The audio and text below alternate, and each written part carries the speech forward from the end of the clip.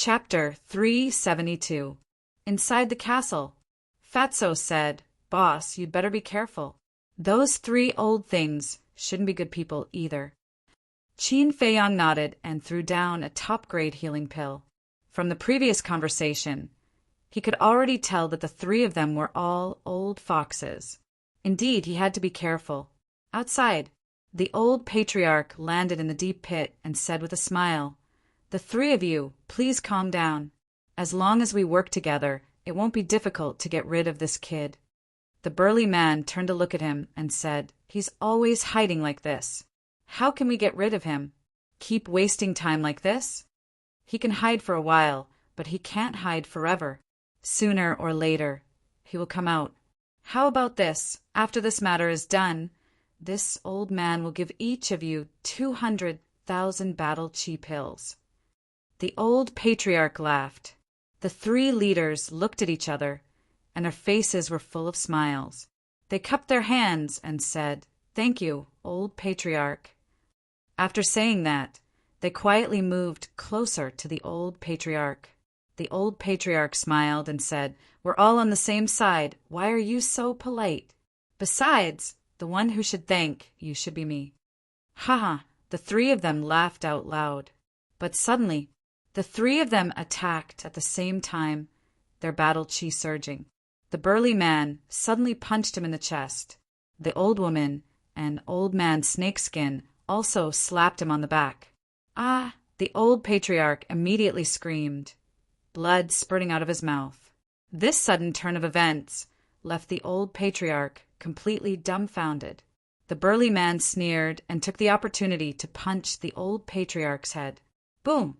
Accompanied by a loud crack, the old patriarch's head suddenly burst and blood spurted out. The old patriarch didn't even understand what was going on before he died. With a bang, he fell into a pool of blood. Swish! The next moment, Qin Feiyang appeared out of thin air, looked at the old patriarch's corpse and said with a smile, "The three of you are really good." The old woman chuckled and said meaningfully, "Little brother, you have to keep your word." "Of course," Qin Feiyang said. Old patriarch. A group of guards stood above the deep pit, their eyes filled with disbelief. They heard the old patriarch scream and wanted to come over to see what was going on. However, he didn't expect that. The old patriarch was actually dead. "Hurry up. Go and report to the patriarch that Qin Feiyang has joined forces with the three leaders." After regaining their senses, the guards turned around and ran towards the city, Lord's mansion. Qin Feiyang's eyes were filled with killing intent as he said, "I'll have to trouble the three of you to go to the city, Lord's mansion, and get rid of the Meng family lord." The old woman asked, "What about you?" Qin Feiyang said, "I'm going to clean up the remaining evil in the city." The old woman smiled and said, "I don't think that's a good idea. It's better that I go and clean up the remaining evil. You go with the two of them to the city, Lord's mansion." "You don't believe me?" Qin Feiyang frowned. Old man Shipai laughed sinisterly. "You are too cunning. We have to be on our guard." Qin Feiyang glanced at the three of them and nodded. "All right, I'll listen to you. Let's go then." Old man Shipai waved his hand and swept up Qin Feiyang, flying out of the pit and towards the city, Lord's mansion. The burly man was also preparing to fly out of the pit. The old woman grabbed him and whispered, "All the treasures of the trading pavilion are on him. Don't let him slip away." "I understand." The burly man nodded. Whoosh! The two of them flew out of the pit at the same time. The burly man immediately chased after Qin Feiyang and old man Shipai. The old woman soared into the sky alone, looking down at White Fox City with a crazed look in her eyes. The Meng family's people were scattered in every corner of White Fox City. It was too troublesome to find them one by one. She might as well destroy the city and kill everyone. Go to hell. She laughed sinisterly, stretching out her arm and pointing her index finger in the air. A burst of battle chi shot out and blasted into the city below. Rumble! Accompanied by an earth-shattering explosion, Several hundred meters of land was razed to the ground. Everyone died tragically. Qin Feiyang and the other two had already entered the city, Lord's mansion. Everyone they encountered was mercilessly killed by Old Man Shi Pai and the burly man. Not a single person was left alive. Wherever they passed, cold corpses were left behind. The void was filled with a bloody mist, and the smell of blood was pungent. Hearing the explosion outside the city, Qin Feiyang raised his eyebrows and asked, "Is she killing innocent people outside?" The burly man comforted him. "There will definitely be some innocent people who will die, but don't worry, she won't go so far as to massacre everyone in the city." "Is that so?" Qin Feiyang frowned.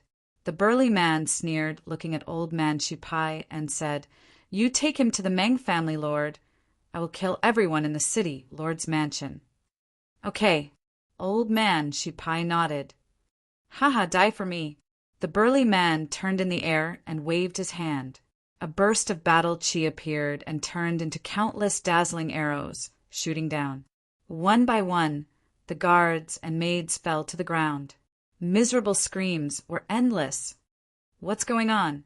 With such a huge commotion, how could the Meng family lord not hear it? He rushed out from the main hall, and as soon as he saw the burly man slaughtering everyone, his expression changed. Whoosh! Old Man Shi Pai and Qin Feiyang stopped in the air not far from the main hall. The Meng family lord glanced at Qin Feiyang, then looked at Old Man Shi Pai and said angrily, "Why are you doing this?" "Why?" "Qin Feiyang has already told us about your Meng family's shady business.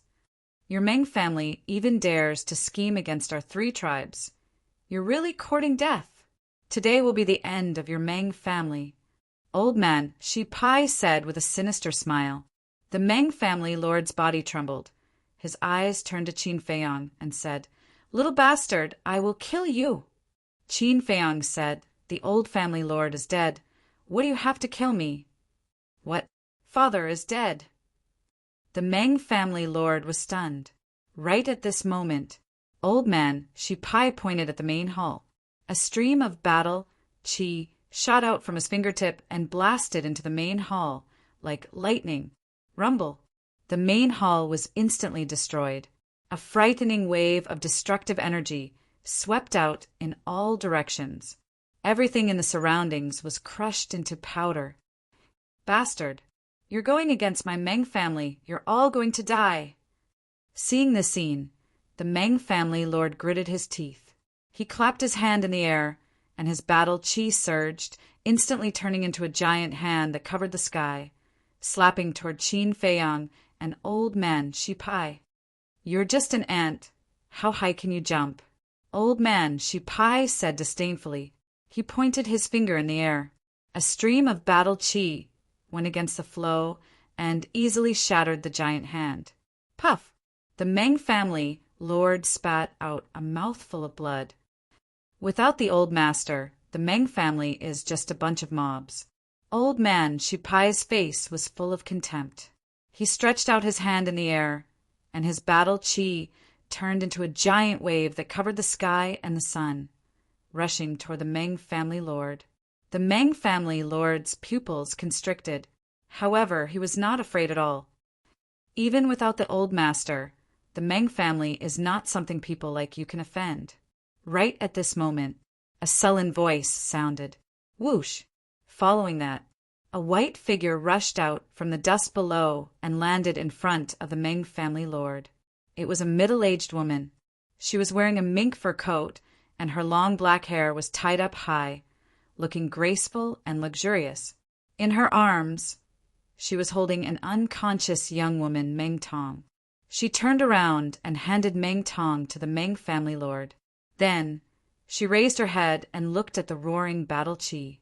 Old Man Shi Pai sneered. "I was wondering who it was. So, it's the wife of the Meng family lord." "She's the wife that the guards mentioned?" Qin Feiyang was surprised. When Old Man Shi Pai attacked the main hall, he had used all of his strength, but this woman was unharmed? Could she be a 3-star combat emperor? The woman lowered her head and looked at Qin Feiyang and Old Man Shi Pai, saying, "The strength of the Meng family is far beyond this." Boom! An aura suddenly erupted. At the same time, she raised her arm and pointed in the air. A dazzling battle chi pierced through the sky and collided with Old Man Shi Pai's battle chi. Boom! With a loud explosion, Old Man Shi Pai was defeated.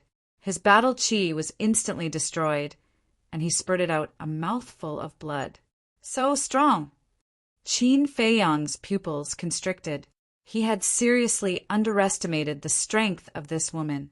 The aura she released was even stronger than the old master. Old Man Shi Pai was also shocked and filled with disbelief. "Are you surprised?" The woman glanced at the two indifferently. A terrifying aura, like the eruption of a volcano, enveloped the two of them.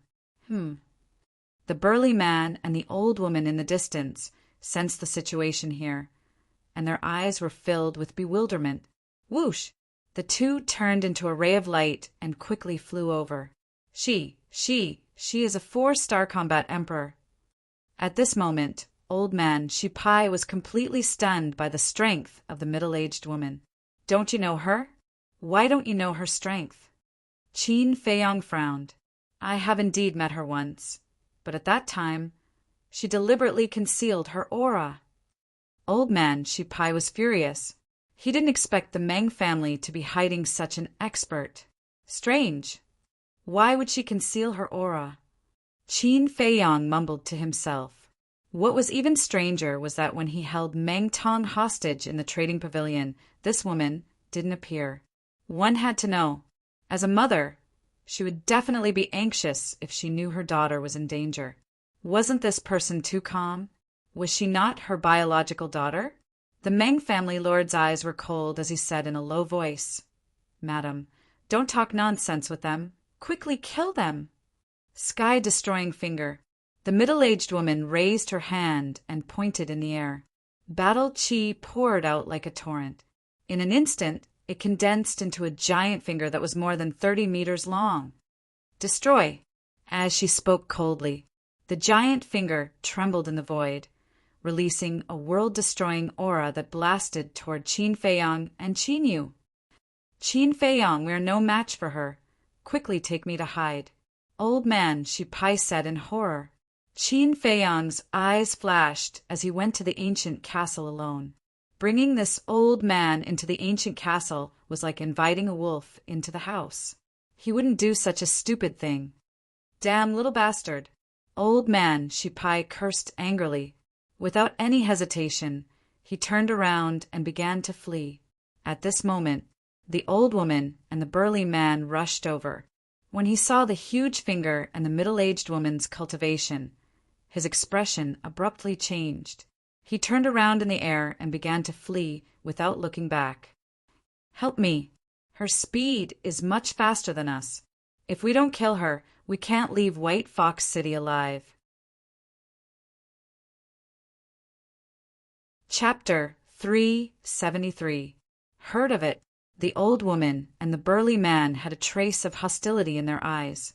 They turned around abruptly and rushed towards the old man. After the three of them gathered, they immediately launched a counterattack. Boom! 3 streams of battle chi surged out and transformed into 3 giant beasts that were dozens of feet long. They roared ferociously and charged towards the giant finger. However, the power of the giant finger was extremely shocking, and it actually crushed the 3 giant beasts. Then, it continued to charge towards the 3 leaders. Puff! The 3 leaders spat out a mouthful of blood. So strong! Her sky-destroying finger is actually a mid-tier battle art. After 1 round, the 3 of them were scared out of their wits and no longer had the courage to fight, because the battle arts they had mastered were all low-tier battle arts. The middle-aged woman's cultivation was not only higher than theirs, but her battle arts were also better than theirs. There was no chance of winning at all. However, it was impossible to escape. There was only one way left: surrender. "Meng family lord, this is our fault. Please let us go for the sake of our past relationship. Yes, yes, yes, we were instigated by that little bastard Qin Feiyang. We are willing to compensate your Meng family for their loss. The three of them hurriedly pleaded.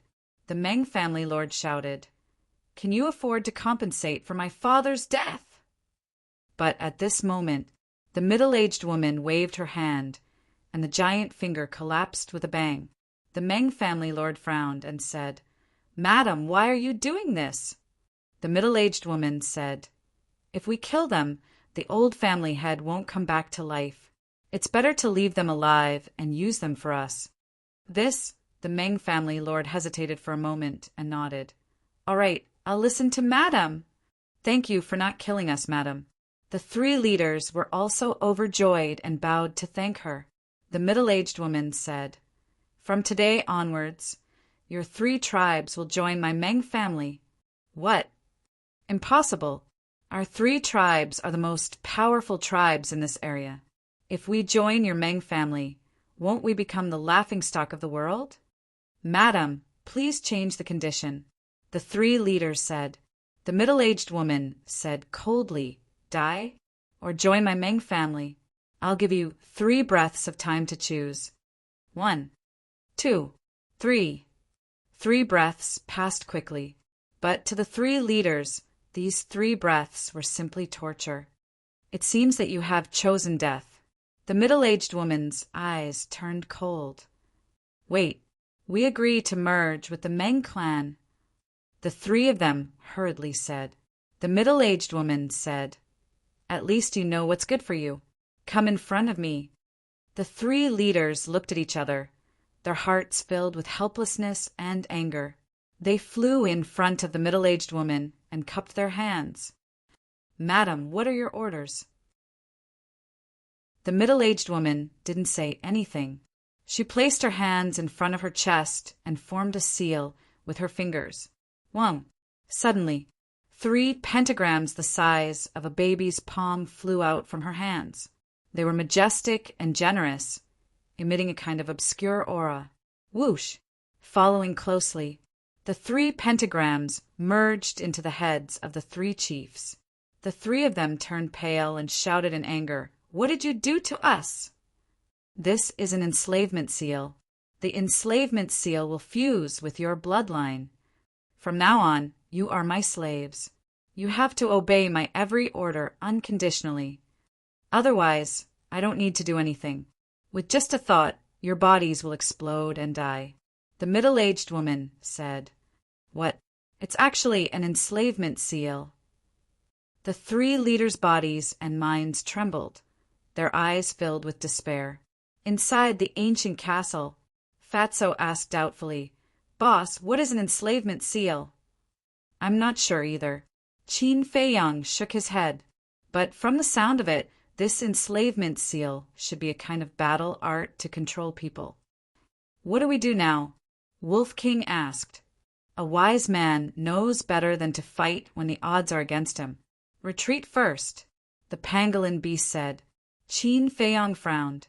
Originally, he wanted to use the 3 leaders to get rid of the Meng clan. However, he didn't expect that there was actually a 4-star combat emperor hidden. Now that even the 3 leaders were controlled by the Meng clan, with the strength of the few of them, there was no chance of winning. Forget it! He would listen to the pangolin beast. Anyway, he had already obtained the treasures in the warehouse, so there was no need to take any more risks. He might as well find an opportunity to leave. He took out a teleportation gate, his eyes flashed, and in the blink of an eye he appeared outside. Immediately after, with a wave of his hand, he quickly opened the teleportation gate. Boom! However, before he could walk in, a battle chi broke through the air and smashed the teleportation gate. Swish! Following that, the middle-aged woman landed opposite Qin Feiyang. Qin Feiyang frowned and said, What exactly do you want? Do you have to fight to the death? The middle-aged woman said, Hand over the treasures in the warehouse and become my slave. Then I won't kill you. Won't kill me? Qin Feiyang was stunned and asked, Why? The middle-aged woman said, Because you are an alchemist, my White Fox City needs an alchemist. Qin Feiyang said, Are you so sure that I am an alchemist? It's not hard to guess. I heard from Mang Yipping that you only looted those medicinal herbs on the second floor of the trading pavilion, but turned a blind eye to those pills. Doesn't this prove that you are an alchemist? Moreover, according to my speculation, your mental strength is not low. Otherwise, you would not have looked down on those pills. The middle-aged woman said. Mang Yipping was the name of the Mang family lord. Amazing! Qin Feiyang gave a thumbs up, looked at Mang Yipping and said, You are such a smart woman. Why did you marry such an idiot? He is not worthy of you at all. Mang Yipping shouted, Impudent! Don't be rude to my wife! Qin Feiyang was stunned. What was going on? Why was there a trace of respect between Mang Yipping's brows? Even if this woman was stronger than Mang Yipping, as a husband and wife who slept on the same bed, she should not have such an expression. Moreover, this woman also called Mang Yipping by his name. The relationship between these two was really thought-provoking. The middle-aged woman said, I will also give you 3 breaths to consider. 3 breaths? Qin Feiyang shook his head and smiled. You are quite straightforward, unlike some people who appear to be a gentleman on the surface, but secretly are despicable villains. Mang Yipping shouted, I dare you to say that again. It will be the same, no matter how many times I say it. Qin Feiyang gave him a disdainful look, then looked at the middle-aged woman and said, I am sorry. Although I am weak, I am very stubborn. If you want me to be someone else's slave, I will not do it. Then I will have to kill you. As soon as the middle-aged woman finished speaking, a wave of pressure shrouded Qin Feiyang. It's useless. Although you are a little stronger than the old master, you can't imprison me with your pressure. Qin Feiyang grinned and instantly disappeared without a trace. The middle-aged woman raised her eyebrows, looked up at the 3 leaders and said, The 3 of you come down. Whoosh! The 3 of them respectfully landed in front of her. The middle-aged woman said, The 3 of you stay here. If he escapes, I will kill you. Yes. The 3 of them bowed in response. The middle-aged woman looked at Mang Yipping and said, You should also quickly clean up the mess. Okay. Mang Yipping nodded. Swoosh!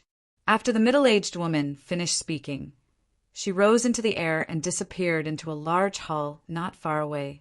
Inside the ancient castle, Fatso frowned. The way this couple interacts is really strange. Qin Feiyang nodded, also a little puzzled.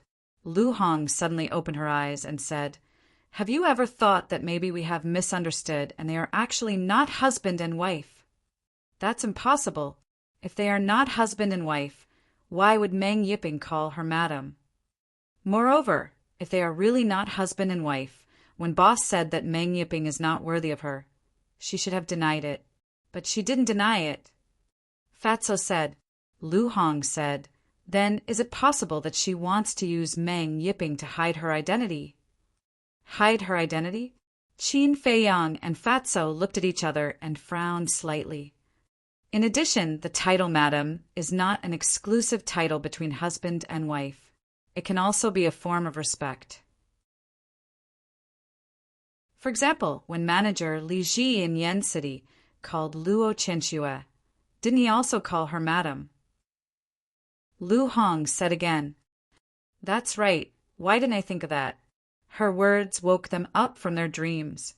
Qin Feiyang and Fatso suddenly felt that the clouds and fog had dispersed, and they suddenly saw the light. When Meng Tong was held hostage by us, that woman did not show up and acted indifferent. Mang Yipping looked at her with respect. During the 2 months when we wreaked havoc in the city lord's mansion, she did not appear once. The most important thing is that she is still hiding her strength. Based on the above traces, Fat Lord can basically conclude that they are not husband and wife. But what is this woman hiding? Fatso frowned, full of confusion. No matter what she is hiding, It has nothing to do with us. Focus on your cultivation and wait for an opportunity. If there's no other way, we'll go into seclusion here and break through to the War Emperor before we go out." Qin Feiyang said, "What kind of joke is this? You can break through to the War Emperor in 5 years? I'm afraid that before you break through to the War Emperor, you will have already died from the poison." The pangolin said, "Idiot." Fatso and Wolf King rolled their eyes at it. The pangolin said, "Did I say something wrong?" "I'm too lazy to talk nonsense with you." Wolf King glanced at it disdainfully, then lay down at the side, swallowed 2 battle chi pills, and began to sleep. Fatso also sat cross-legged on the ground and entered a state of cultivation. Qin Feiyang walked to the front of the iron box and continued to copy the 5th stroke. The 5th stroke was just a little bit away.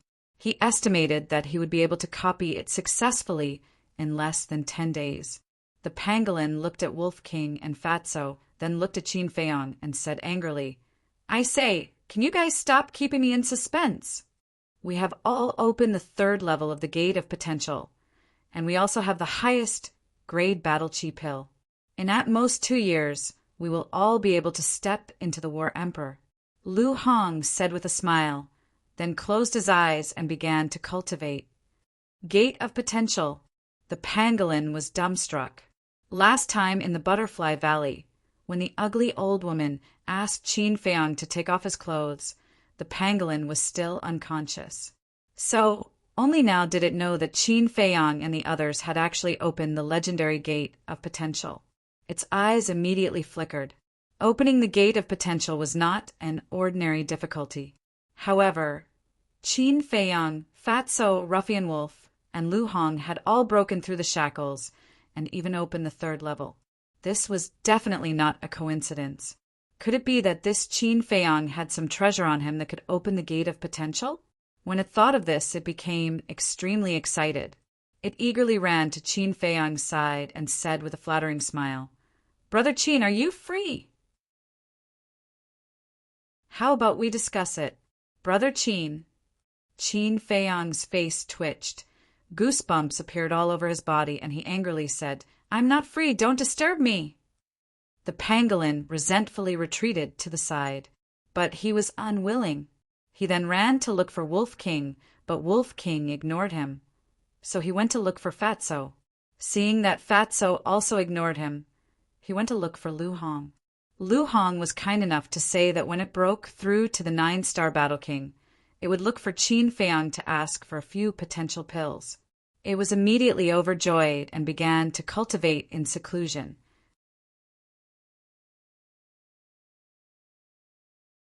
Chapter 374. In the blink of an eye, 8 days had passed.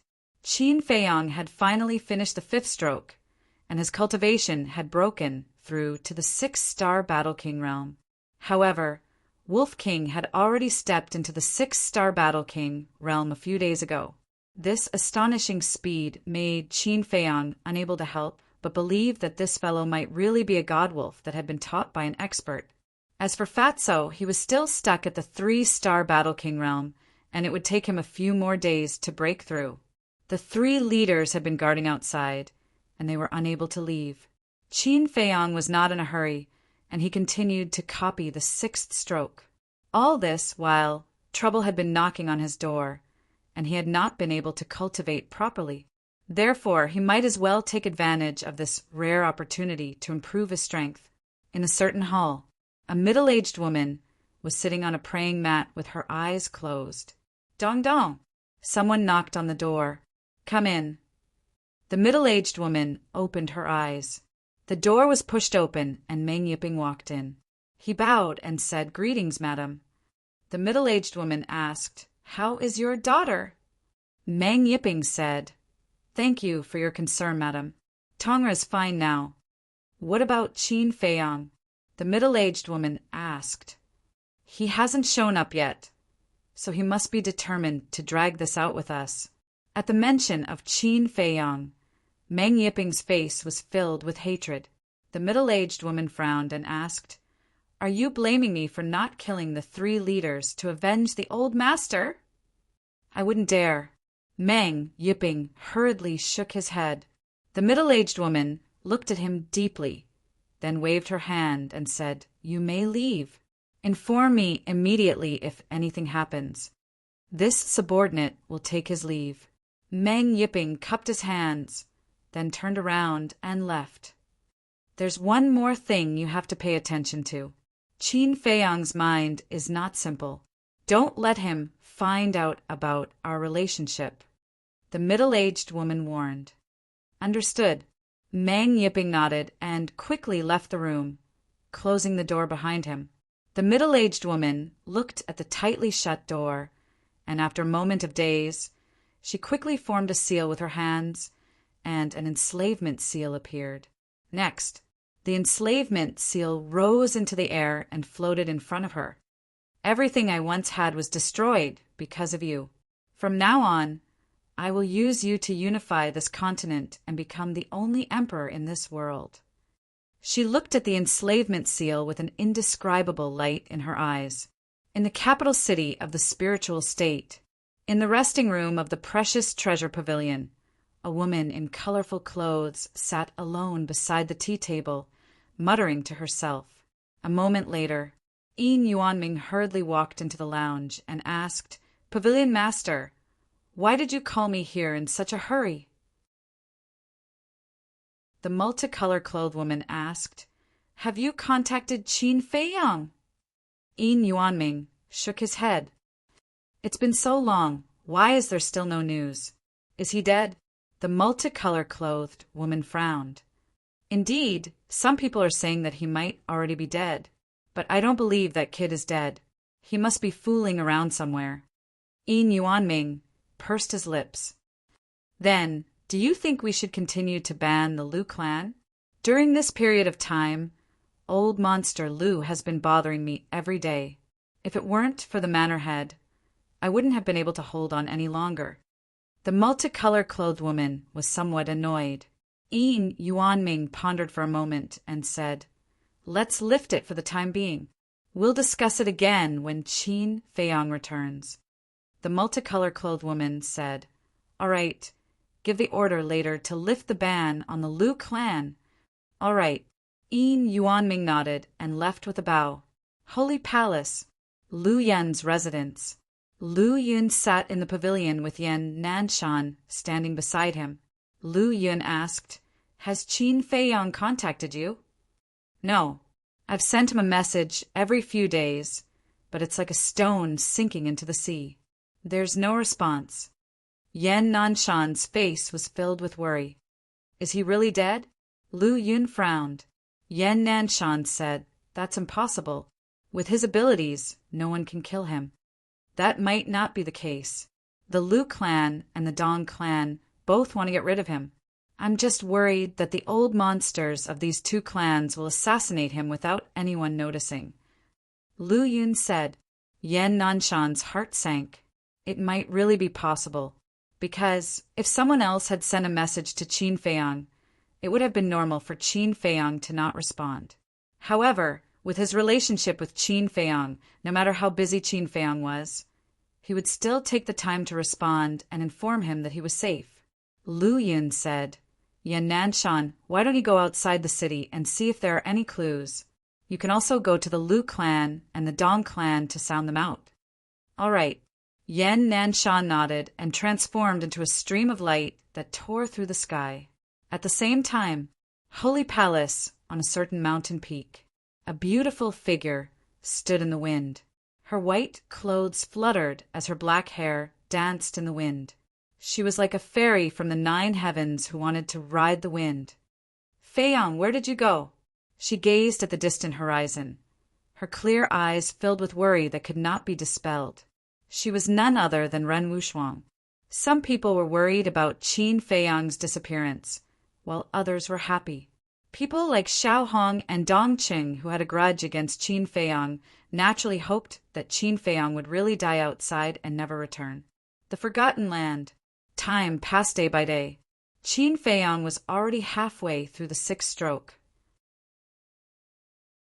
During this period, Fatso had also broken through to become a 4-star battle monarch and was crazily trying to become a 5-star battle monarch. Seeing that everyone was improving while it remained the same, the pangolin yearned for the potential pill even more.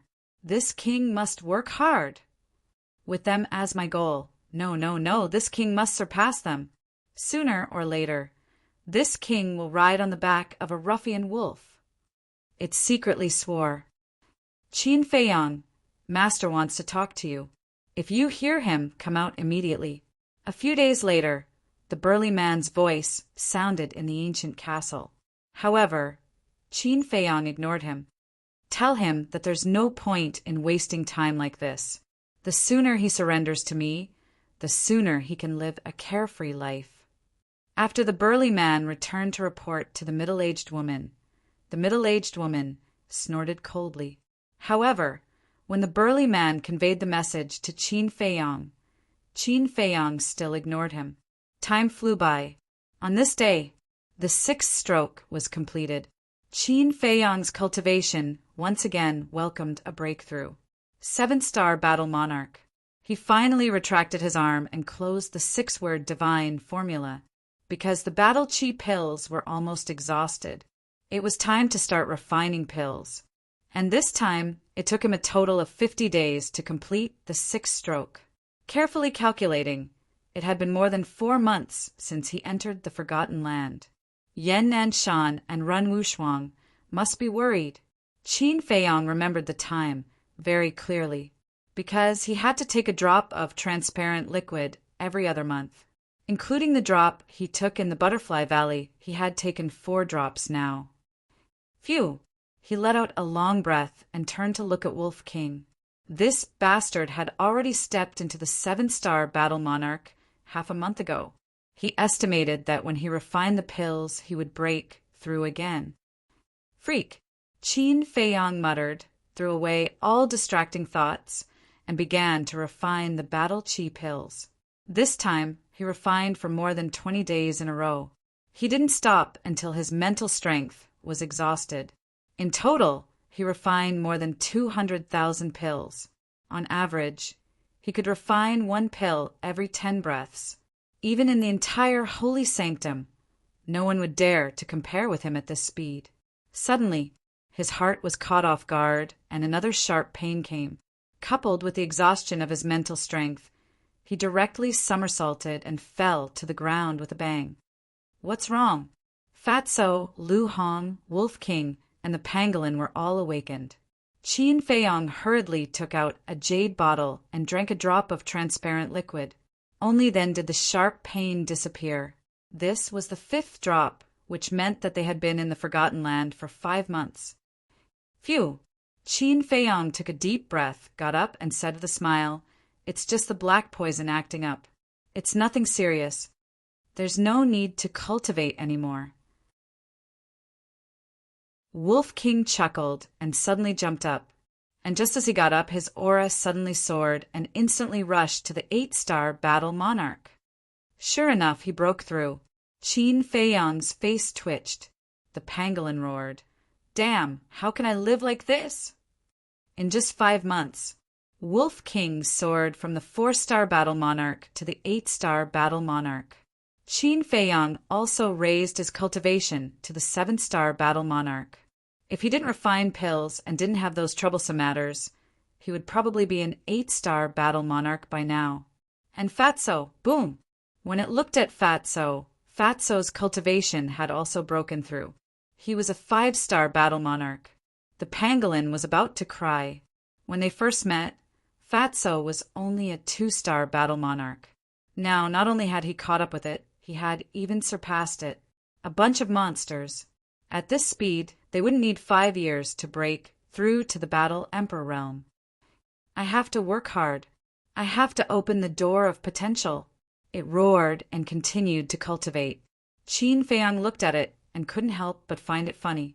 He then looked at Fatso and Wolf King and nodded in satisfaction.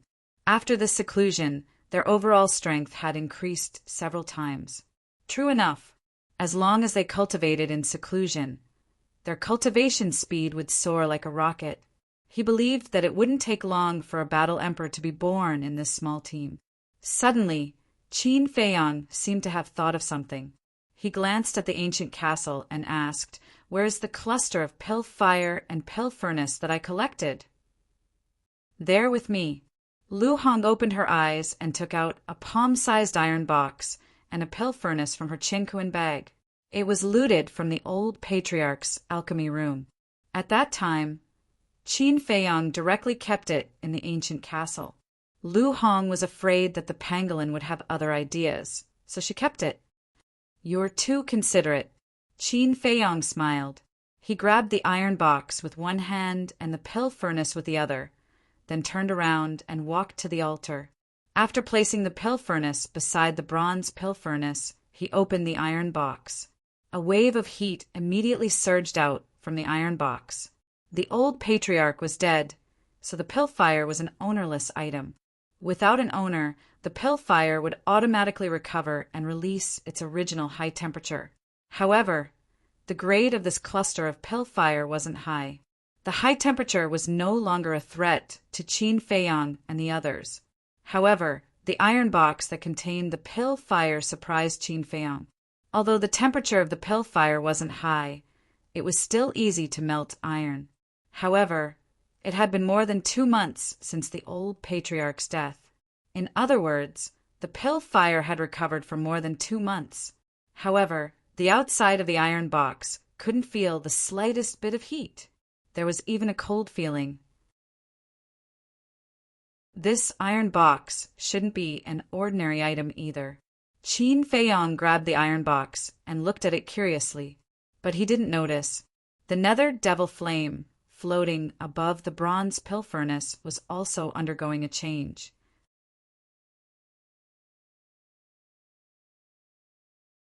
Chapter 375. Boss, look at your head. Fatso was the first to discover the change of the netherworld demonic flame. He heard about it. Wolf King and Lu Hong looked up. "What's going on?" The Wolf King's eyes widened. Qin Feiyang looked at them suspiciously. "What's the fuss?" However, when he looked up and saw the change of the netherworld demonic flame, his pupils shrank slightly. "What's going on?" He didn't revive the netherworld demonic flame. Whoosh! Suddenly, wisps of black flame shot toward Qin Feiyang. Rebellion! Qin Feiyang was stunned. His eyes suddenly turned cold. With a thought, the black flame disappeared into thin air. The revived netherworld demonic flame returned to normal. Wolf King came up and asked curiously, "Little Qin Zi, what's going on?" "I don't know." Qin Feiyang shook his head. He temporarily put down the iron box and stretched out his arm. The netherworld demonic flame fell into his palm. After carefully sensing for a moment, there was no change in the netherworld demonic flame. But why did it suddenly change? There must be a reason. After pondering for a moment, he simply didn't control the netherworld demonic flame. Let's see what the netherworld demonic flame wanted to do. The netherworld demonic flame that lost control, like a runaway wild horse, immediately rushed toward Qin Feiyang's left hand. Qin Feiyang raised his eyebrows. Was it really going to rebel? However, the result was far beyond his expectations. The target of the netherworld demonic flame was not him at all. It was the cluster of alchemy fire in his left hand. The netherworld demonic flame, like a hungry wolf, rushed toward the alchemy fire. Patches of dark demonic flame spurted out and wrapped around the alchemy fire. Then, an amazing scene appeared. The netherworld demonic flame was actually swallowing the alchemy fire. That's right, it was swallowing. The alchemy fire wrapped in the demonic flame disappeared at a speed visible to the naked eye. On the other hand, the netherworld demonic flame was burning more and more vigorously. Qin Feiyang and the others looked at each other. After all this time, it turned out that this nether devil flame wanted to devour that cluster of pill fire? But wasn't this too inconceivable? Wolf King asked in surprise, "Little Qin Zi, have you ever seen something like this in the capital?" I can swear that I didn't. Qin Feiyang shook his head. Damn, you really are from the imperial capital. The pangolin had originally planned to enter seclusion in peace, but when it heard these words, it suddenly opened its eyes and looked at Qin Feiyang, its eyes shining. But at this moment, no one paid any attention to it. They were all looking at the netherworld, demonic flame. A dozen breaths later, that cluster of flames completely disappeared. The revived nether devil flame finally calmed down, but at the same time, some information appeared in Qin Feiyang's mind out of nowhere. This was information about the netherworld devil flame. Qin Feiyang closed his eyes and carefully read the information. A moment later, he abruptly opened his eyes. 2 rays of bright light burst out of his eyes. What is it? Fatso and the others looked at him in surprise. Qin Feiyang said the netherworld devil flame is a first-grade pill fire. Wolf King said, "Is there something wrong with you? It's just a second-grade pill fire. Why are you so happy?" Qin Feiyang said with a smile, "If it was just an ordinary second-grade pill fire, of course I wouldn't be so happy." "What do you mean?" Wolf King was surprised. Although the netherworld devil flame is only a second-grade pill fire, it has an amazing ability. It can increase its grade by devouring other pill fires. Qin Feiyang said. The Wolf King was dumbfounded when he heard this. The grade of pill fire could be increased? Was this a joke? But it seemed that little Qin Zi never joked easily. Fatso said in surprise, "How many pill fires does it need to devour? Can it devour all pill fires?" "Of course not. The netherworld devil flame can only devour pill fires of the same grade. Now the netherworld devil flame is a second-grade pill fire, so it can only devour second-grade pill fires. And it needs to devour 3 second-grade pill fires to reach the 3rd grade. Similarly, when the netherworld devil flame reaches the 3rd grade, it needs to devour 3 3rd-grade pill fires to reach the 4th grade. In short, that's it, and so on," Qin Feiyang said. "Damn, it's so awesome." Fatso was dumbfounded and said, "If it devours a 1st-grade pill fire now, will there be any effect?" "There will be an effect, but the effect is very small and almost negligible. Only by devouring pill fires of the same grade can the effect be fully exerted," Qin Feiyang said. "Awesome." Fatso looked at the netherworld devil flame with shock in his eyes. Lu Hong frowned and said, "Don't blame me for dampening your enthusiasm. It's too early to be happy." "Why?" Wolf King didn't understand. Lu Hong said, "You all know how rare pill fires are. It's unrealistic to find 3 second-grade pill fires for it to devour." Qin Feiyang and the others were stunned, and then they smiled bitterly. Lu Hong was right. Although the netherworld devil flame could be upgraded, there were too few pill fires. To upgrade it by 1 grade was harder than ascending to the sky. Fatso asked, "What grade was the pill fire that it devoured just now?" Qin Feiyang said, 2nd grade. That is to say, as long as it devours 2 second-grade pill fires, it can upgrade the netherworld devil flame to the 3rd grade. Fat Lord remembered that the 3 chiefs said that their tribes have pill fires, right? Let's just rob them. Maybe the pill fires in their tribes are 2nd-grade pill fires. Fatso said. Qin Feiyang's eyes lit up. Wolf King urged, "There's no time to lose. Let's start immediately." "Start my ass." Qin Feiyang's face darkened, and he gave it a slap on the head. Of course he knew. As long as the netherworld devil flame was upgraded to the 3rd grade, it would be able to refine pills with 2 pill veins. But now even going out was a problem, let alone going to the 3 major tribes. Fatso suddenly asked, "Boss, can the netherworld devil flame devour pill fires that are of a higher grade than itself?" "It can't." Qin Feiyang shook his head. Lu Hong asked, "Is the netherworld devil flame a 2nd-grade pill fire when it's born?" "Yes."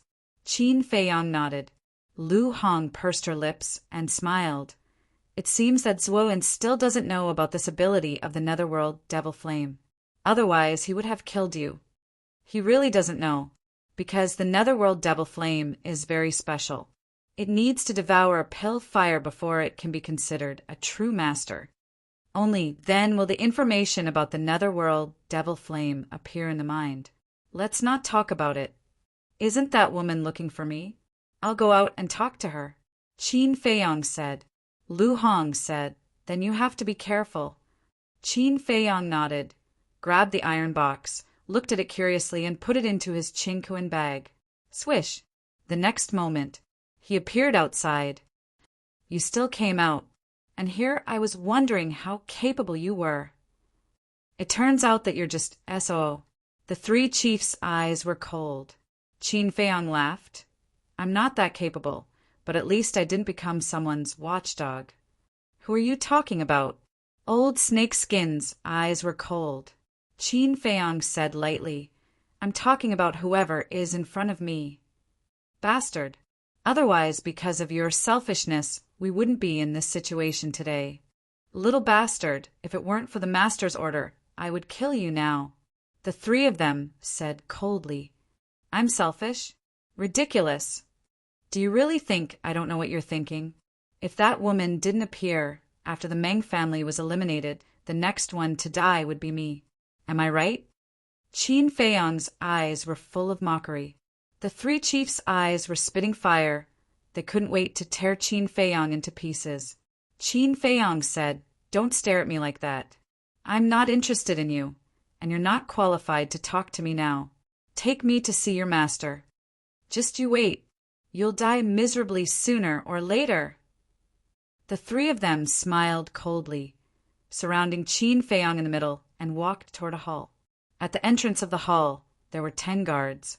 When they saw Qin Feiyong coming, their eyes were full of coldness. Old Snakeskin gloated. See, the Meng family can't wait to tear you into pieces. Qin Feiyong said lightly, So what? It's better than being someone's watchdog. You're courting death. Old man Snakeskin abruptly turned his head, staring at Qin Feiyong. Why don't you try touching me? Qin Feiyong wasn't afraid at all, looking at him provocatively. Humph. Old Snakeskin snorted, turned around, and continued walking toward the hall. A short while later, the 4 of them arrived at the hall. Old Snakeskin bowed and said, Master, we've brought Qin Feiyong. Bring him up. The middle-aged woman's voice came from a room on the 2nd floor. The 3 of them brought Qin Feiyong into the hall, went upstairs, and stopped in front of a door. In the meantime, Qin Feiyong wanted to find a chance to slip away, but the 3 of them were watching him carefully, not giving him the slightest chance. Old Snakeskin said respectfully, Master, he's here. The middle-aged woman said, Come in. Old Snakeskin pushed open the door, and a lounge of about 10 feet suddenly entered Qin Feiyong's sight. The middle-aged woman was sitting at the tea table, sipping tea while looking at Qin Feiyong. Go in. The burly man pushed Qin Feiyong hard. Qin Feiyong raised his eyebrows, turned to look at the 3 leaders, and a cold light flashed in the depths of his eyes. Immediately, he walked into the lounge and sat opposite the middle-aged woman, casually. He didn't hold back. He directly picked up the teapot, grabbed a teacup, poured a cup of tea, tasted it, and nodded with a smile. The taste is not bad. Madam really knows how to enjoy. How dare you? Don't be rude in front of Madam. The 3 leaders shouted angrily and rushed toward Qin Feiyong aggressively. You guys step back. But at this moment, the middle-aged woman said indifferently. The 3 of them froze. Old Snakeskin said, Madam, he's so rude, you should kill him. The middle-aged woman frowned and said, I'll only say it twice, step back. Yes. The 3 of them responded respectfully, and then glanced at Qin Feiyong with resentment, bowed and left the lounge, and closed the door tightly. They wanted to take the opportunity to get rid of Qin Feiyong, but they didn't expect that they would be reprimanded by the middle-aged woman in the end. A little battle king was more important than the 3 of them? On what basis? They were not convinced.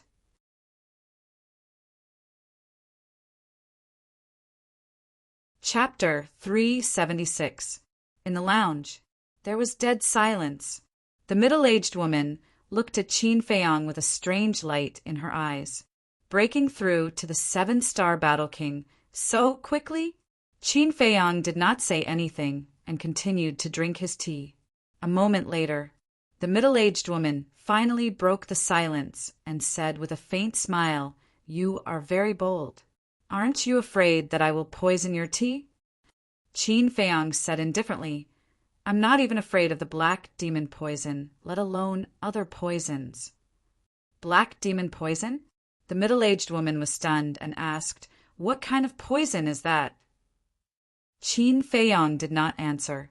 While drinking his tea, he smiled and said, "Madam, if you have something to say, just say it."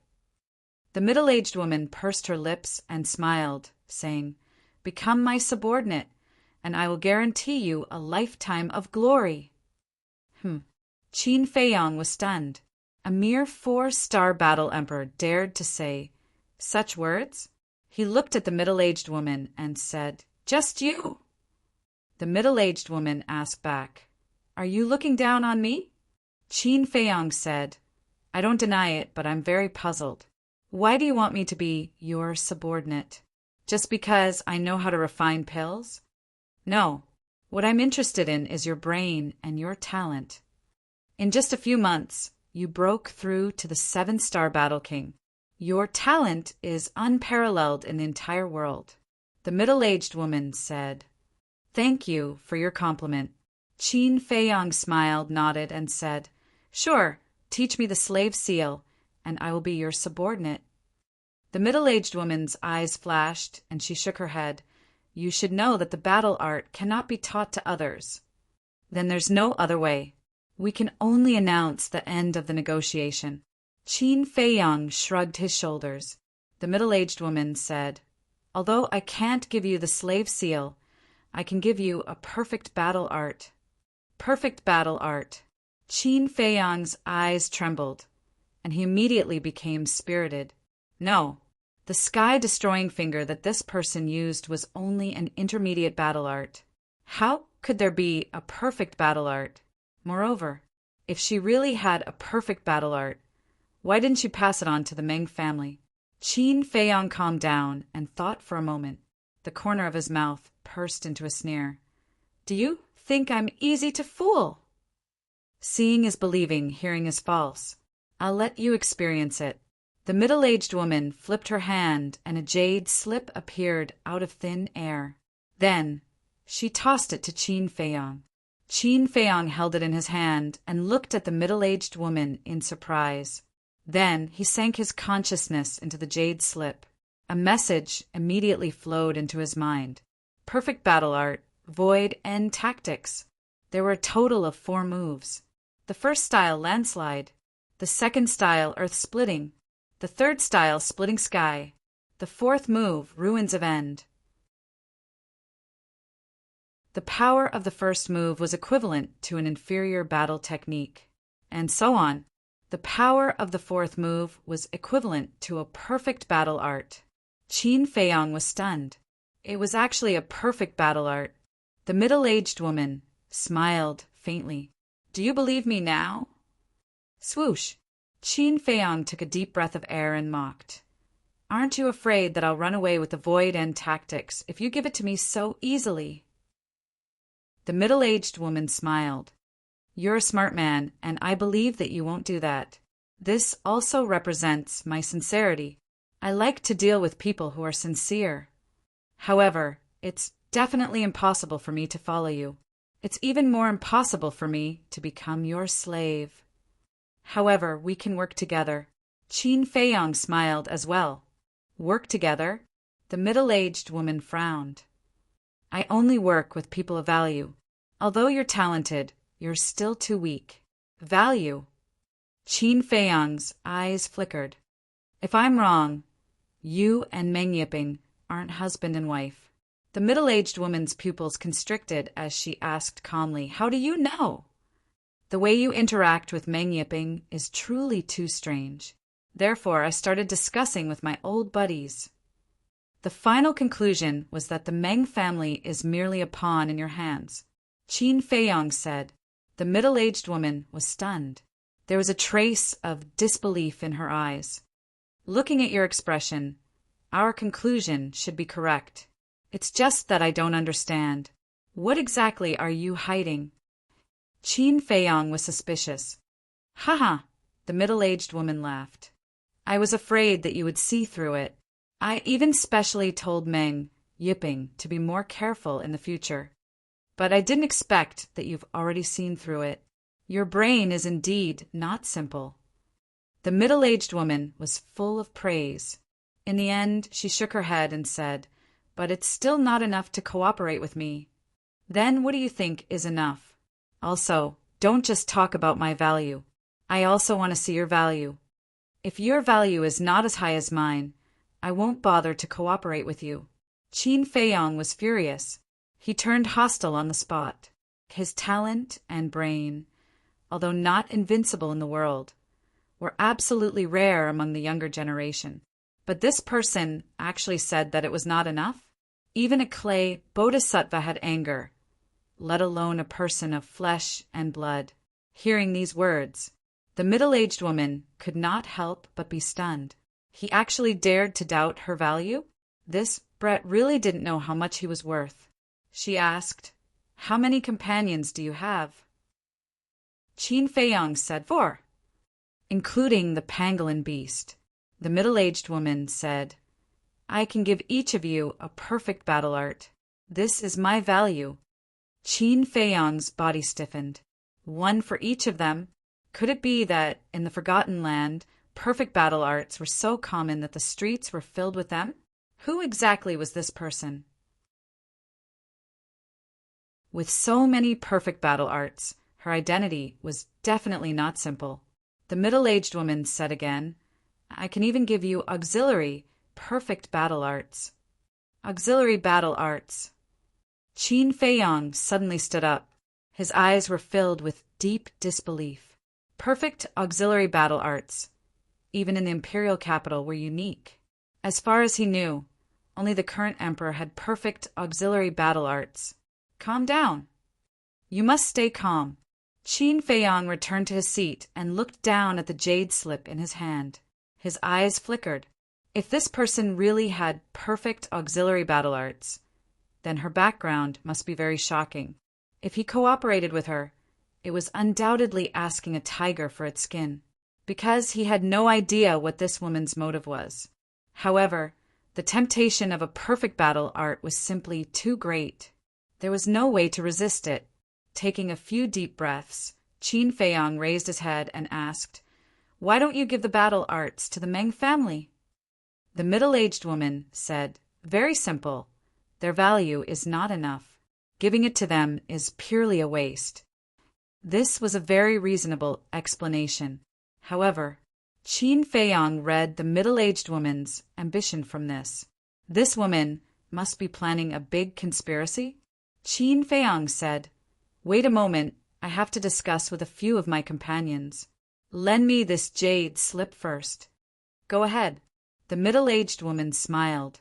She was not afraid of Qin Feiyong running away, because she believed that no one could resist such a temptation. Inside the castle, you all heard what she said. What do you think? Qin Feiyong glanced at Fatso and the others. Fat Lord, take a look at the jade slip first. Fatso anxiously grabbed the jade slip and sank his mind into it. Suddenly, he revealed a face of shock. Lu Hong and Wolf King also looked at it one after another, their eyes filled with disbelief. Everyone was silent for a moment. Fatso said, Boss, cooperate with her. Qin Feiyong said worriedly, There's no problem with cooperating, but I'm afraid of getting into trouble. What are you afraid of? Have you forgotten? We are just passers-by in the Forgotten Land. As long as we get the perfect battle arts, no matter what scheme she has, it has nothing to do with us. Moreover, we can also use her power to make the 3 leaders obediently hand over the pill fire. Fatso laughed sinisterly. Qin Feiyang looked at Lu Hong and Wolf King and asked, "What about you guys?" Wolf King said, "Of course we'll cooperate." "I agree too." Lu Hong nodded. The pangolin hurriedly said, "Hey, hey, hey, can you ask for my opinion?" "Are you looking for a sense of presence?" Wolf King and Fatso looked at him unkindly. The pangolin said angrily, "Nonsense. I'm ignored by you guys every day. Of course I have to find a sense of presence." Qin Feiyang smiled and said, "Then what do you think?" "Cooperate. We must cooperate." The pangolin chuckled. "That's all nonsense." Wolf King glanced at him in disdain. "All right, then we'll cooperate. When we get the battle arts, we'll leave immediately." Qin Feiyang's eyes flashed. He took out a healing pill with 2 patterns, held it in his hand, and appeared in the lounge. The middle-aged woman asked, "How did the discussion go?" "Let's see what this is first." Qin Feiyang stretched out his arm and opened his palm. The healing pill appeared in front of the middle-aged woman's eyes. "What?" The middle-aged woman's eyes widened. She grabbed the healing pill and looked it up and down, left and right. A pill with 2 patterns. Her eyes were filled with bewilderment as she raised her head to look at Qin Feiyang and asked, "You refined this?" "Who else?" Qin Feiyang shrugged. "Good. Very good. You're qualified to cooperate with me." The middle-aged woman was overjoyed. She put down the healing pill and said, "Call your companions out." Qin Feiyang's heart skipped a beat and he immediately became vigilant. "Don't worry. I won't harm them. I just want to see what their battle souls are. Then I'll know what battle arts are most suitable for them." The middle-aged woman smiled. "Really?" Qin Feiyang frowned. The middle-aged woman shook her head. "You're really suspicious. I can swear." Qin Feiyang looked at her suspiciously. He flicked his sleeves and Fatso, Lu Hong, Wolf King, and the pangolin appeared out of thin air. The moment they appeared, they ran behind Qin Feiyang. This way, if the middle-aged woman wanted to harm them, they could hide in the castle immediately. The middle-aged woman's face twitched. Was she a demon? Did she have to be so vigilant? No wonder these little guys dared to cause trouble in White Fox City. With their temperaments, it would be difficult to catch them. She smiled faintly. "Activate your battle souls," Wolf King said here. "If the main hall collapses later, don't blame us." "Let's go outside then." The middle-aged woman waved her hand and swept the 3 people and 2 beasts out of the window, landing in a garden outside. Wolf King activated his battle soul immediately.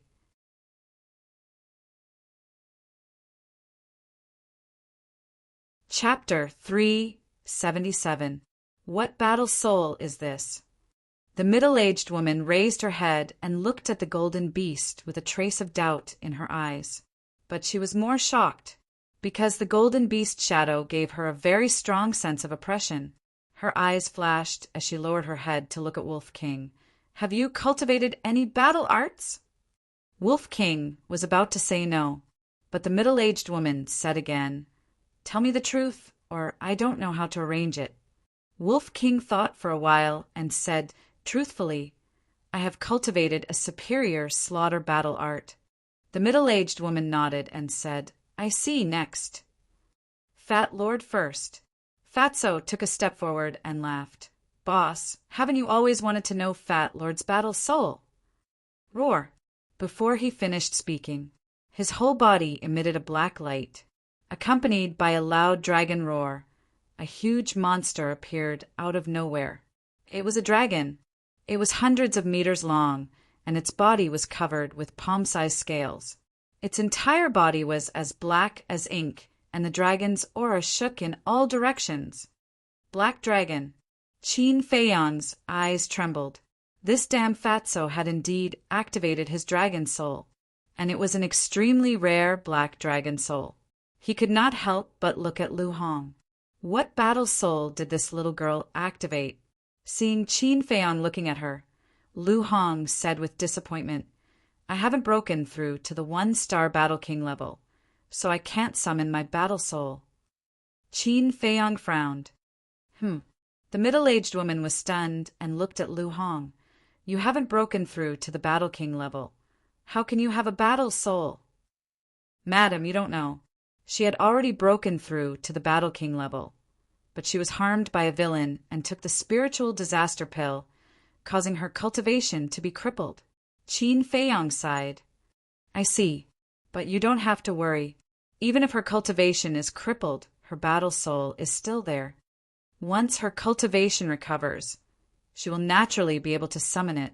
The middle-aged woman comforted her and asked, What battle soul did you activate? White dragon. Lu Hong said, Another dragon soul? The middle-aged woman was dumbfounded. Isn't this too outrageous? 2 dragon souls actually appeared at once? Qin Feiyang was also shocked. Fatso was a black dragon soul.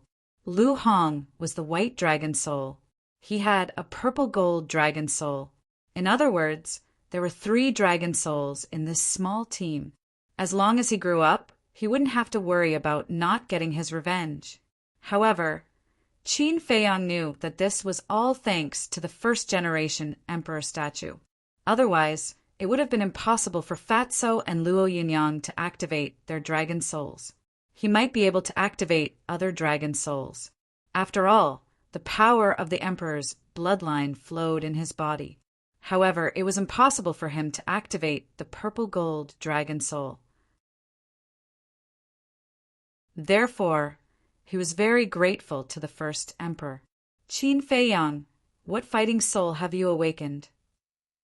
The middle-aged woman turned her eyes and looked at Qin Feiyang suspiciously. Fatso chuckled and said, Boss's fighting soul is awesome. Did I ask you? Qin Feiyang glared at him. The 9-leaf fire lotus and the crimson battle sword appeared one after another. However, he did not summon the purple gold dragon soul. He did not know if the Forgotten Land was within the great Qin Empire's borders. Hence, he did not dare to summon the purple gold dragon soul.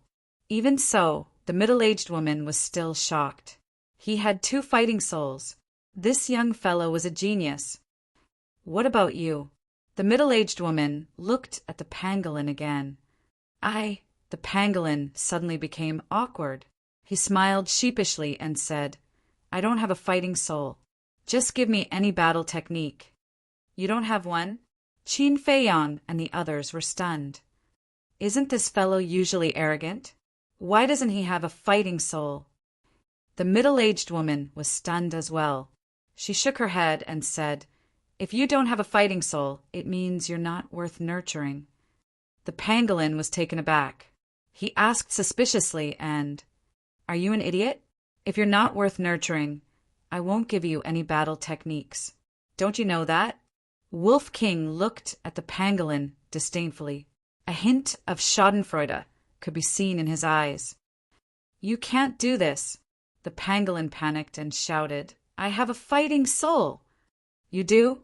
The others were puzzled. If the pangolin had a fighting soul, why did he say he did not have one? The middle-aged woman said, Hurry up then. Don't waste my time. The pangolin gritted its teeth. A khaki-colored light shot into the sky. Immediately, a fighting soul appeared above its head. The others looked up, curiously. They were petrified. That fighting soul was actually a fong. It was more than 10 meters long. It was slender and flat. It was khaki-colored, and its tip was pointed upward. At first glance, it looked like the tip of a sword. The pangolin looked at Qin Feiyang and the others and said, I'm telling you, don't laugh. Ha! It would have been better if it did not say that. However, as soon as it said that, Wolf King could not help but burst out laughing. He had seen many fighting souls. However, this was his first time encountering such a strange fighting soul. No wonder the pangolin was so shy. No matter who it was, they would be too embarrassed to summon it. Qin Feiyang and the other 2 could not help but laugh as well. The fighting soul was a fong. This was indeed a strange thing. The pangolin was furious and roared. I said, don't laugh. Shut up, shut up. Oh, don't be like this. It's just a strange fighting soul. We won't look down on you. After all, you're a strange one yourself. A strange couple. Hee hee hee, what a perfect match. Brother Wolf laughed strangely. Ruffian Wolf, I'll fight you to the death. The pangolin was so angry that its eyes were red. The Fong fighting soul shook in the void and charged toward Wolf King. I'll give it a try. What's so great about your strange fighting soul? Wolf King's eyes flashed fiercely. His body instantly grew bigger. After breaking through to an 8-star battle monarch, his body grew another fist. He was more than 8 meters tall, like a giant. Boom! It swung its claws and slammed into the sharp fangs. The Fong fighting soul was instantly sent flying. Seeing this, Qin Feiyang and the middle-aged woman's pupils constricted. They were obviously shocked. However, they were not shocked by Wolf King's strength. Instead, they were shocked by the hardness of the Fong fighting soul. One had to know, Wolf King was an 8-star battle monarch now, and the pangolin was only a 4-star fighting soul. Wolf King's full-force attack was enough to shatter the pangolin's fighting soul with a single claw. But at this moment, the Fong fighting soul was actually intact.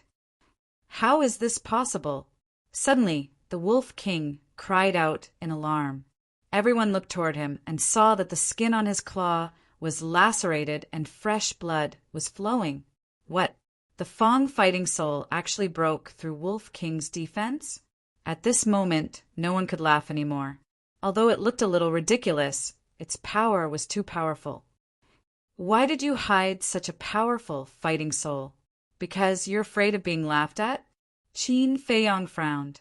The pangolin smiled embarrassedly. All right, I'm convinced. Qin Feiyang was somewhat helpless. Wolf King suddenly jumped up and said angrily, I'm not convinced. Little follower, fight me if you have the guts. No. The pangolin shook his head decisively and snorted coldly. A gentleman has his reasons. I won't accept this kind of meaningless battle. A gentleman again. Qin Feiyang's face twitched, and he shouted, Enough, all of you, calm down. They were really funny. He turned to face the middle-aged woman and said, Madam, when are you going to give us the battle art? At the mention of the battle art, Wolf King and the pangolin's eyes lit up, and they looked at the middle-aged woman expectantly. The middle-aged woman glanced at them, lowered her head, and pondered for a moment. Suddenly, she waved her hand, and 6 jade slips appeared out of thin air. So straightforward. Qin Feiyang and the others looked at each other. They thought that this woman would give them some conditions or give them some difficult problems. Unexpectedly, she took them out without hesitation. This is for you. The middle-aged woman waved her hand, and a jade slip flew towards Wolf King and floated above his body. Wolf King immediately immersed his mind into the jade slip and said in surprise, Perfect auxiliary battle art. Next, the middle-aged woman waved her hand again, and 2 jade slips flew towards Fatso and Lu Hong, respectively. Perfect massacre battle art. The 2 of them were also wild with joy. Quick, quick, give it to me. The pangolin looked at Fatso and Wolf King, then looked at the middle-aged woman and urged impatiently. Whoosh! A jade slip flew in front of it. Perfect massacre battle art. I finally have a perfect battle art. The pangolin looked at it and immediately jumped up and down in excitement. At this moment, there were only 2 jade slips left in front of the middle-aged woman. Qin Feiyang looked at the 2 jade slips with longing in his eyes. Of these 2 jade slips, one is an auxiliary battle art and the other is a sword art. Together with the ultimate steps in your hand, I will give you 3 battle arts. After the middle-aged woman finished speaking, she waved her hand and the 2 jade slips flew towards Qin Feiyang. What? 3 battle arts? Fatso and the others were stunned. Qin Feiyang was also stunned and couldn't come back to his senses for a long time. The middle-aged woman's lips curled into a playful smile and said, What? Not satisfied. Qin Feiyang quivered and nodded. Satisfied, very satisfied. As he spoke, he grabbed the 2 jade slips. What a joke! These were perfect battle arts. There wasn't one in the entire spiritual state. If he hadn't met this woman, he probably wouldn't even have been able to find one, let alone 3. Fatso and the others were envious and felt that it was unfair. Why did Qin Feiyang get 3? But they could only get 1? But they didn't dare to voice out their dissatisfaction. If they angered this woman and took all of them back, the loss would outweigh the gain. These jade slips can only be used once. After you have comprehended them thoroughly, they will automatically shatter. But before you comprehend them, Qin Feiyang, you have to refine some battle chi pills for me first. They must have 2 elixir patterns, the middle-aged woman said. Qin Feiyang was about to check the jade slips, but when he heard this, he couldn't help but frown. Why? Can't you do it? The middle-aged woman raised her eyebrows. I can definitely do it, but I need a 3rd-grade elixir fire to refine elixirs with 2 elixir patterns. And my current elixir fire is only a 2nd-grade elixir fire. Qin Feiyang said. The middle-aged woman said, Then how did you refine the healing elixir you gave me? To be honest, I used to have a 3rd-grade elixir fire, but I met a strong enemy last time and it was accidentally stolen. Qin Feiyang said helplessly. He couldn't say that he wasn't from the Forgotten Land, right? So he could only make up an excuse. What did you say? There is someone who can take the elixir fire from your hands. The middle-aged woman was surprised. Qin Feiyang smiled awkwardly. Horses also have times when they stumble. Then you hurry up and think of a way. After the middle-aged woman finished speaking, she flew toward the main hall. Suddenly, she stopped in the void again, looked down at Qin Feiyang and asked, When you looted the warehouse, did you see the old master's iron box in the alchemy room? And Qin Feiyang was secretly shocked. The iron box was this woman's? He could never give it to her. Qin Feiyang shook his head and said, I haven't been to his alchemy room, so I didn't see it. Is that so? The middle-aged woman asked, with an inexplicable light flashing in the depths of her eyes. Qin Feiyang nodded and guessed.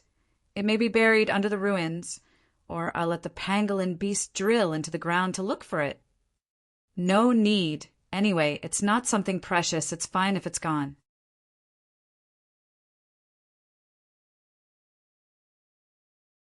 Chapter 378. As soon as the middle-aged woman left, Fatso and the others burst into laughter. They thought that the middle-aged woman would become their mortal enemy. However, they didn't expect that she would give them perfect battle arts. This time it was really a blessing in disguise. They were really lucky. Wolf King leaned over to Qin Feiyang and said sneakily, Little Qin Zi, let's just run away now. No hurry. That woman shouldn't be harmful to us now. Let's wait until we get the alchemy fire of the 3 tribes. Qin Feiyang said, his eyes shining. Wolf King urged, Then let's hurry up. I can't be at ease if we stay here. You guys go to the castle to comprehend the battle arts first. I'll go talk to the 3 leaders.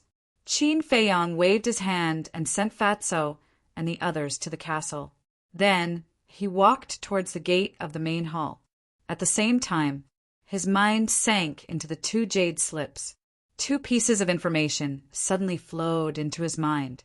The sword art was called the Guiyuan sword technique. It could condense 99 sword chi. The power of each sword chi was comparable to a perfect battle art, but it consumed a lot of battle chi. According to Qin Feiyang's estimation, the red sword chi in his chi si could only condense 9 sword chi at most. The auxiliary skill was called Phantom Steps. It was also a perfect battle art.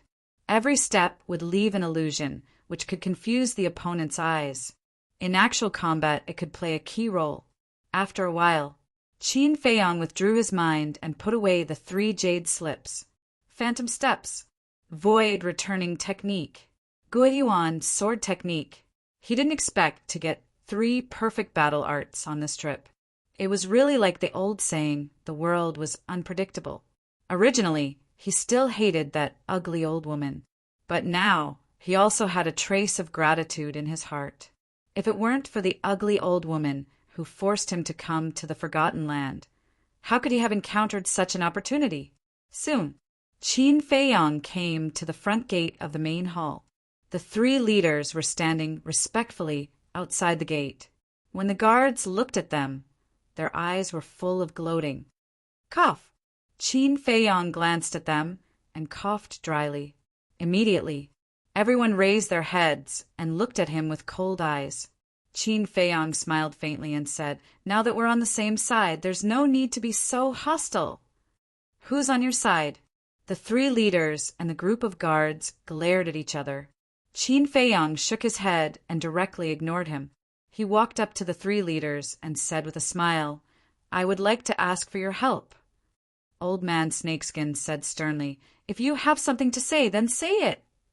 Qin Feiyang said, "Go back immediately and get all of your alchemy fires." "How preposterous! How dare they have designs on our alchemy fire? Don't go too far." "You want the alchemy fire? No way!" The 3 of them angrily shouted. They were so angry that smoke was coming out of their heads. "Madam and I are partners, but you are Madam's slaves. Aren't you afraid that Madam will be angry if you talk to me like this?" Qin Feiyang joked. "The old woman said Madam is reasonable. She will definitely not help you run amok." "I am not running amok. I want your alchemy fire to help Madam refine pills. If you don't give it to me, I can only go find Madam." Qin Feiyang laughed. "I don't believe it," the old woman said angrily. "From today onwards, Qin Feiyang is your young master. His words are equivalent to my words. Whoever dares to disobey will be killed without mercy." At this moment, the middle-aged woman's voice came from the 2nd floor. "What, young master?" The group of guards opened their eyes wide in anger and disbelief. Not long ago, Qin Feiyang was still Madam's enemy. However, in the blink of an eye, he had become their young master. The 3 leaders' faces became even uglier. They, the 3 Star War Emperor, had been reduced to slaves. But this Qin Feiyang, who was just a battle king, was actually so valued by Madame. What was so good about this kid? Wasn't he just talented and knew how to refine pills? Besides these, what else did he have? "Master, I won't accept it," the old woman shouted. "If you don't accept it, then die." The middle-aged woman's cold voice came out. At this moment, the old woman's body cracked open and blood splattered everywhere, as if it was about to explode. "Ah!" The old woman screamed and hurriedly knelt on the ground and begged, "Master, please spare my life. I was wrong. I won't dare to object any more. Remember what you said today. If there is a next time, you will be killed without mercy." The middle-aged woman said with a bone-piercing, murderous intent. After the words, the bloody wounds on the old woman's body stopped as well. "Thank you, master, for not killing me." After the old woman thanked him, she quickly swallowed a healing pill. Then, she turned around and looked at Qin Feiyang. She knelt in front of Qin Feiyang and bowed. "Greetings, young master." "Greetings, young master." The burly man, Old Man Snakeskin, and the group of guards all knelt on the ground. "Young master?" Qin Feiyang was stunned. He was still not used to this identity that had suddenly appeared. "Cough, cough. Get up. Let bygones be bygones. Let bygones be bygones. Everyone will help and support each other in the future." Qin Feiyang smiled. Yes, everyone bowed in response, then got up and stood respectfully to the side. Qin Feiyang said, "3 chiefs, I'll have to trouble you to make a trip. Go and come back quickly." "Yes, we'll go get the alchemy fire right away." How would the 3 dare to have any objections? They hurriedly rushed into the sky and turned into a stream of light, breaking through the sky like lightning. Qin Feiyang looked calm on the surface, but he was quite nervous in his heart. If the alchemy fires of the 3 tribes were all first-grade alchemy fires, then it would be meaningless. Don't let me be happy for nothing. Amidst the endless anticipation, the 3 leaders finally returned an hour later. Whoosh! The 3 of them landed in front of Qin Feiyang and offered the alchemy fire with both hands, saying respectfully, "Please accept it, young master." There was a battle chi barrier around the 3 alchemy fires, so they couldn't feel the slightest heat. Open the barrier. Qin Feiyang's eyes lit up. Yes. The 3 of them moved their minds, and the barrier instantly collapsed.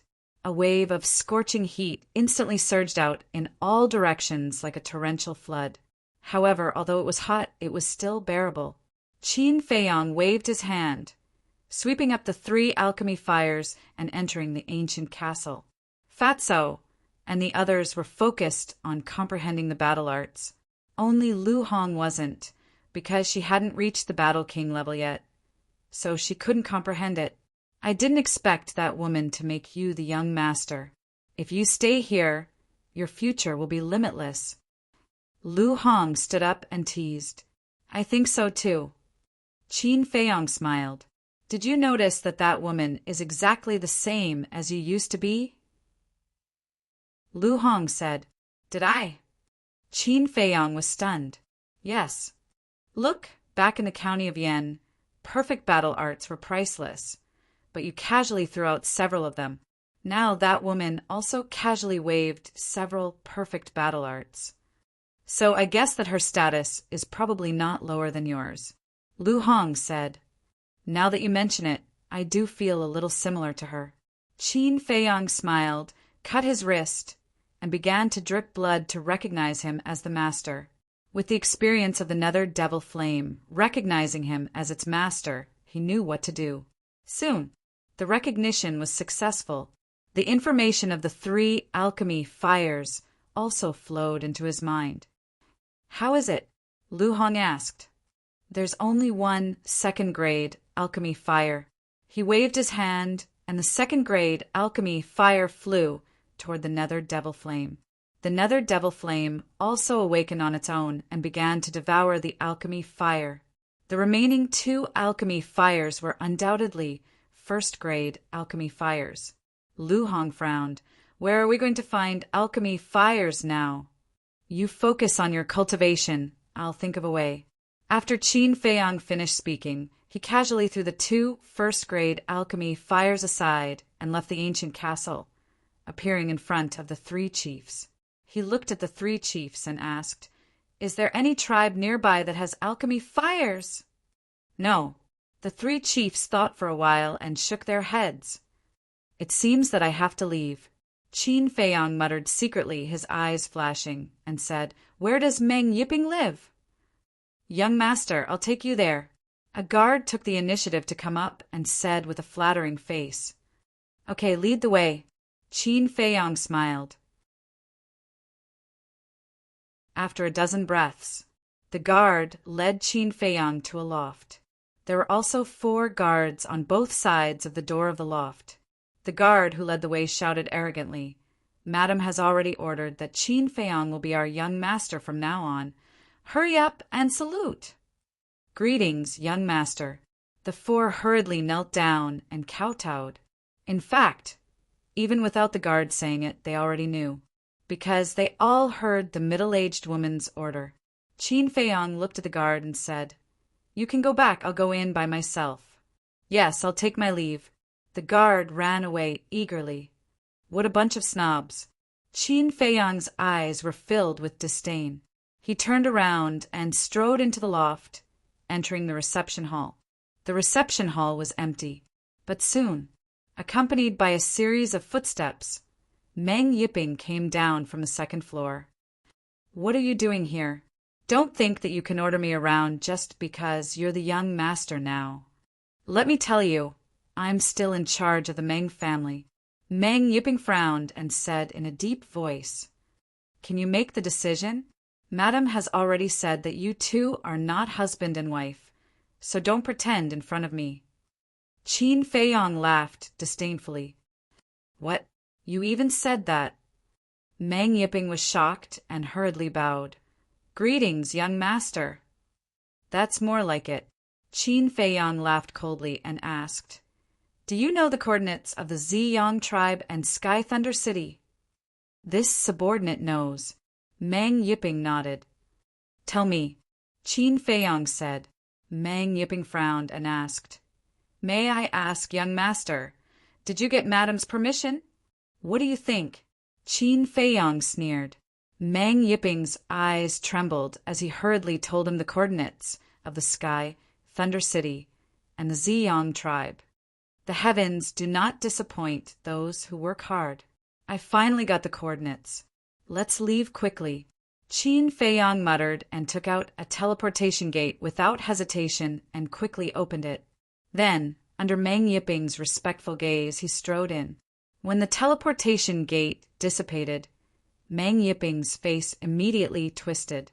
Originally, he wanted to take revenge for his father, but he didn't expect Qin Feiyong to actually become the young master. "Father, your son is unfilial. I can't take revenge for you." He lowered his head and clenched his eyes tightly. His eyes were filled with pain. "That's not right." Suddenly, Meng Yipping suddenly raised his head, his eyes shining. Qin Feiyong had just become the young master. Why was he in a hurry to go to the Sky Thunder City and the Ziyang tribe? There was a problem.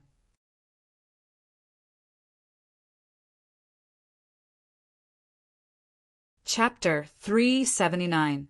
As soon as he arrived at the entrance of the main hall, the Meng family lord looked at the three leaders and asked, "Did Qin Feiyong obtain Madam's permission to go to Sky Thunder City and Ziyang tribe?" What did you say?" "He went to Sky Thunder Pool and Ziyang tribe?" The three leaders were surprised. "You don't know?" The Meng family lord frowned. "We don't know. When he was talking to Madam, we weren't there.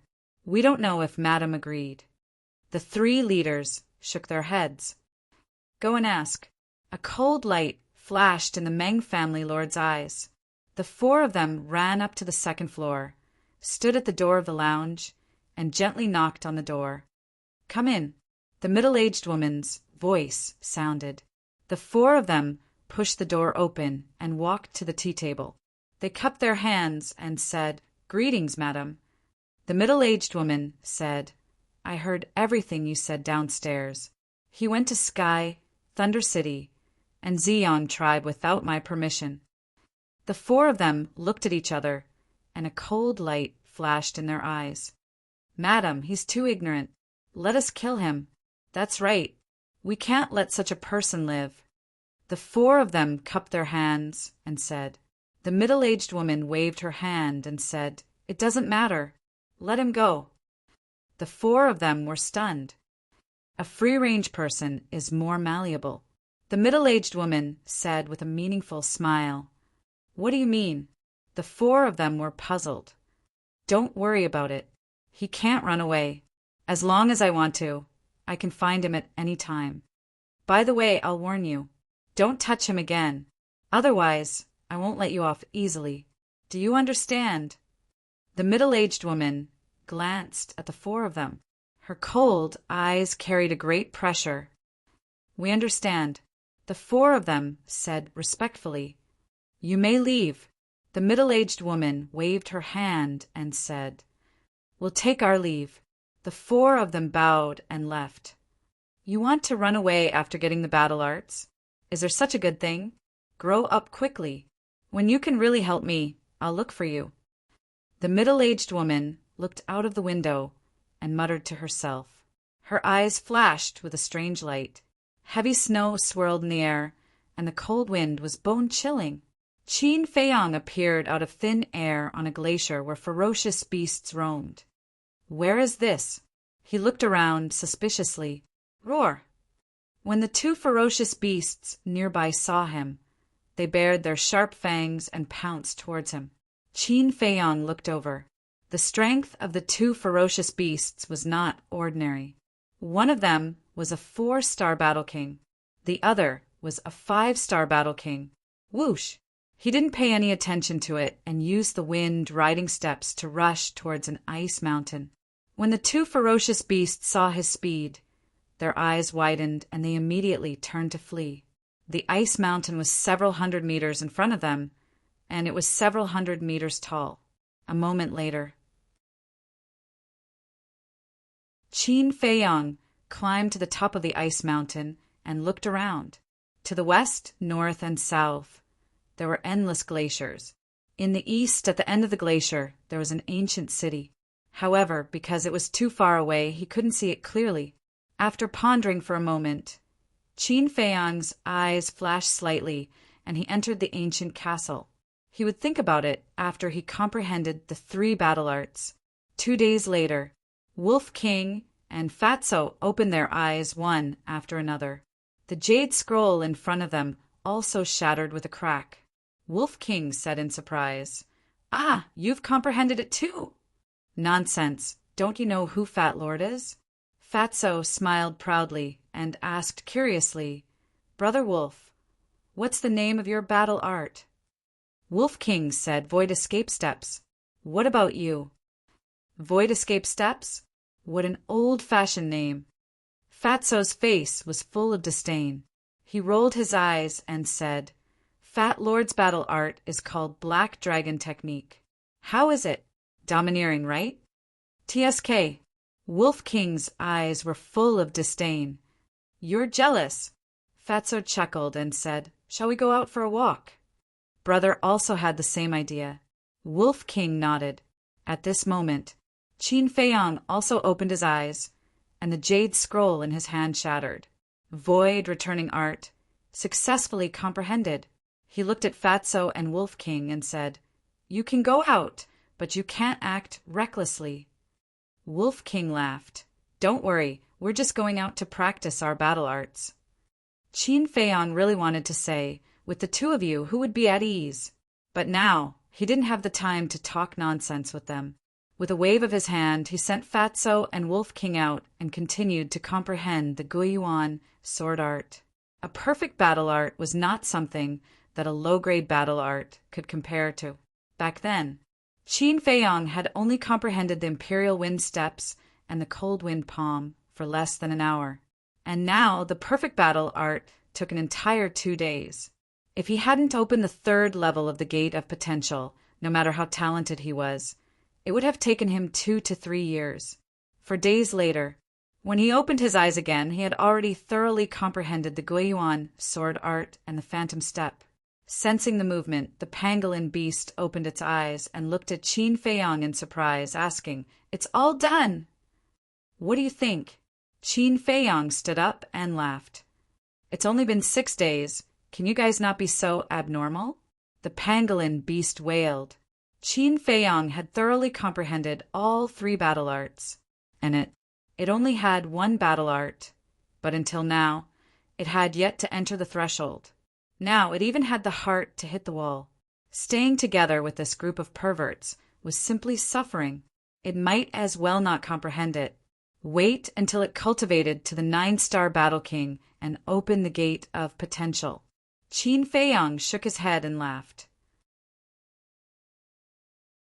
With a thought, he appeared on the ice peak. Glancing around, there was no sign of Wolf King and Fatso. For full days past, he didn't know where these 2 guys went to fool around. He jumped down, landed on the glacier, and began to look for berserk beasts to practice his battle arts. Another 3 days passed. He was almost proficient in the 3 battle arts, but Wolf King and Fatso hadn't returned yet. "What are they doing?" Qin Feiyang finished off a berserk beast and stood at a commanding height, scanning all directions. "They really don't let me be at ease. Let's go to the city over there first." Muttering to himself, Qin Feiyang used the Imperial Wind Steps and sped towards the city in the east. Awoo! Suddenly, a wolf howl faintly came from the west. Qin Feiyang raised his eyebrows, suddenly braked, turned back, and rushed towards the west. The sound was too soft, so he couldn't judge whether it was Wolf King or not. but just in case, he still planned to take a look. Awoo! More than 10 breaths later, the wolf howl sounded again. This time he heard it clearly. It was indeed Wolf King. After all, after being together for so long, he could still recognize Wolf King's howl. Sure enough, he went to cause trouble again. He was quite angry. His footsteps paused slightly, then he used the phantom steps and quickly left, leaving behind after images. In the distance, there was an ice valley, but at this moment, the ice valley was in ruins, and the ground was full of traces of battle. And in the center of the ice valley, Wolf King and Fatso were back to back, their bodies dripping with blood as they coldly glanced around. There were 4 middle-aged men surrounding them, blocking all their escape routes. The 4 of them were all murderous. One of them said in a deep voice, "Hand over the alchemy fire immediately, and we will spare your lives. Since you've entered our pockets, don't expect us to spit it out." Wolf King disdained. "That's right, if you dare to kill us, Fat Lord will crush the Chinquin bag, making the alchemy fire and the bag disappear together." Fatso sneered. The 4 of their faces immediately darkened. Fatso rolled his eyes and said with a sneaky smile, "Why don't we make a deal?" "What deal?" The 4 of them frowned. Fatso said, "We'll give you some gold coins to buy your alchemy fire." "Can alchemy fire be bought with gold coins? How dare you trick us? Even if you crush the Chinquin bag, we'll kill you." The 4 of them were furious, and at the same time, they charged towards Wolf King and Fatso. "Look, what's that?" Fatso pointed to the sky and roared. The 4 of them instinctively stopped and looked up. Fatso sent a sound transmission. "Brother Wolf, run!" Wolf King waved his claws, and his battle chi surged, sweeping up Fatso. Then he used the void step and slipped out of the encirclement, rushing towards the exit of the ice valley. Despicable bastard, we were tricked by them again. The 4 of them were so angry that they flew into the air and chased after them. They were all combat emperors. Their speed was much faster than Wolf King's, and they soon closed the distance. Fatso said in horror, "Brother Wolf, what should we do?" "Don't panic. Little Chin Z must have heard my howl and should be on the way. Let's hold on a little longer," Wolf King said in a low voice. Fatso hurriedly said, "What if the boss didn't hear us?" Wolf King said helplessly, "Then we can only pray for our own good." At this point, it was useless to return the alchemy fire to the 4 of them. "Let's see where you can run to." The 4 of them shouted and stood in front of the man and the wolf. Fatso pointed behind them and shouted, "Look, there's someone behind you." "Damn, Fatso, do you think we're stupid? Do you think we'll fall for your trick again?" The 4 of them sneered. One of them stretched out his arm and pointed in the air. 2 streams of battle chi, with shocking killing, intent shot towards the man and the wolf. But this time there really was someone. A white figure flashed into the valley like a stream of light. It was Qin Feiyang. Wolf King and Fatso looked at each other and hurriedly lay on the ground to avoid the 2 streams of battle chi. Boom! Not far behind them, a broken ice mountain was instantly razed to the ground. The fatty couldn't help but feel a lingering fear. He signaled Qin Feiyang with his eyes. Then he looked at the 4 people and begged, "Sirs, please don't kill us. We know we're wrong." One of them sneered, "It's too late to beg for mercy now."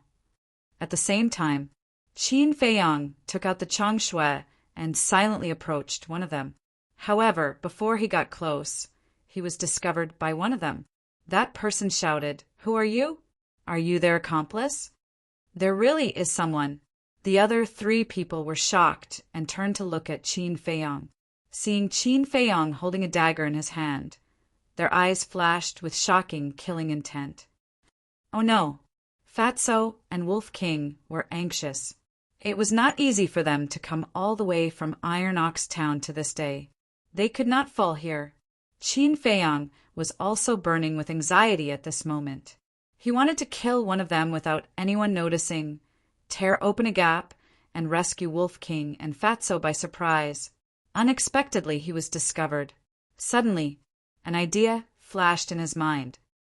Seniors, you've misunderstood. I'm not their accomplice. On the contrary, they're all my enemies.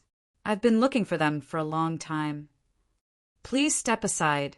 I want to kill them with my own hands.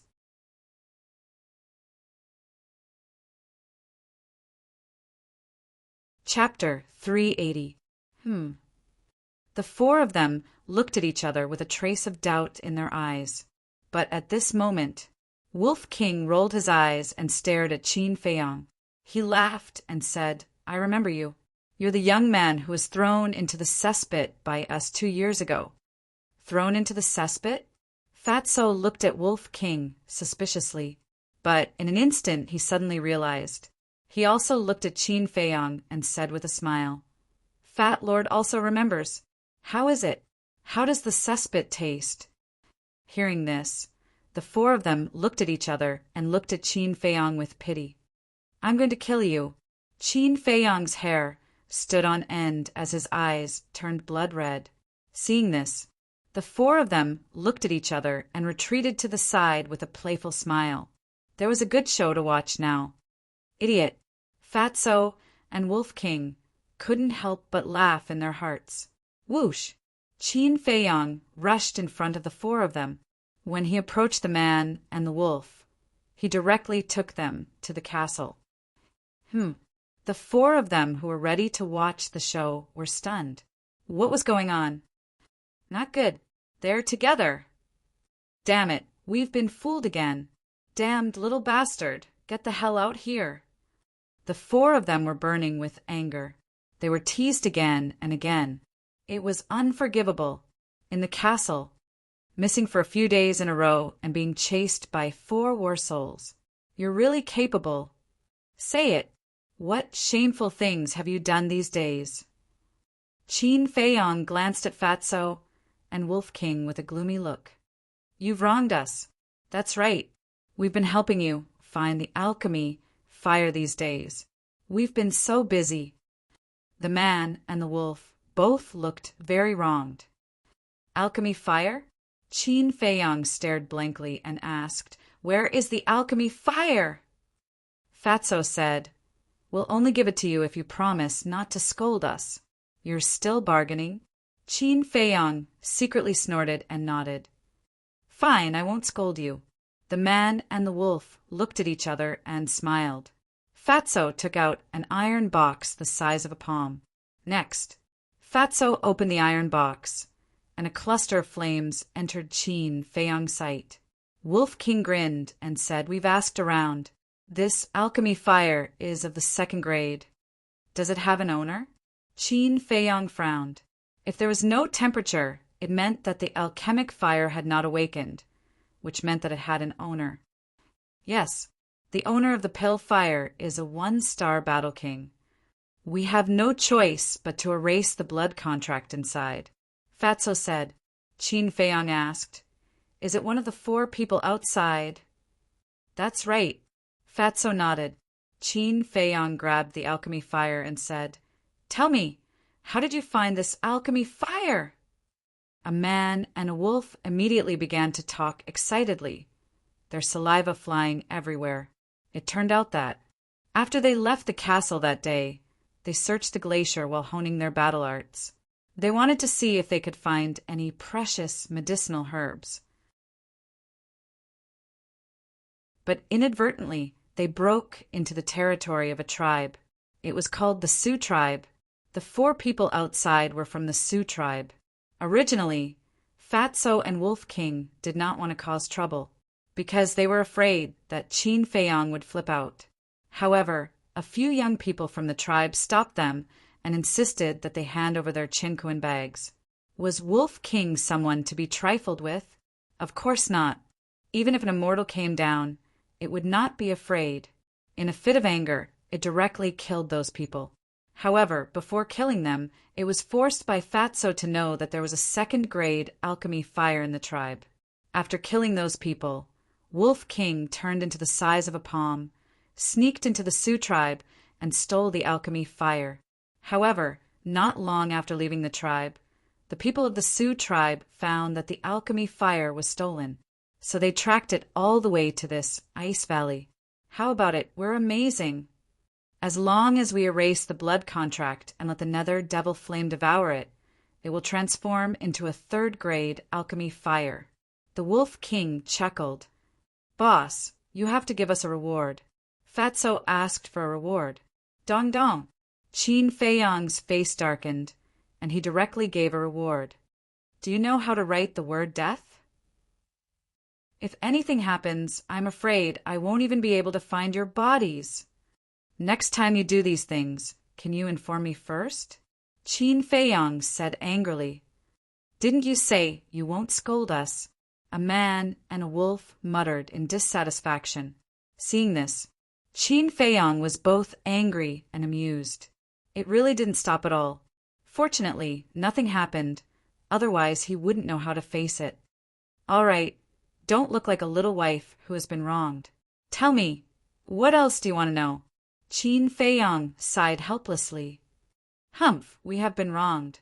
Wolf King snorted coldly. Seeing Qin Feiyang's face darken again, it hurriedly smiled embarrassedly.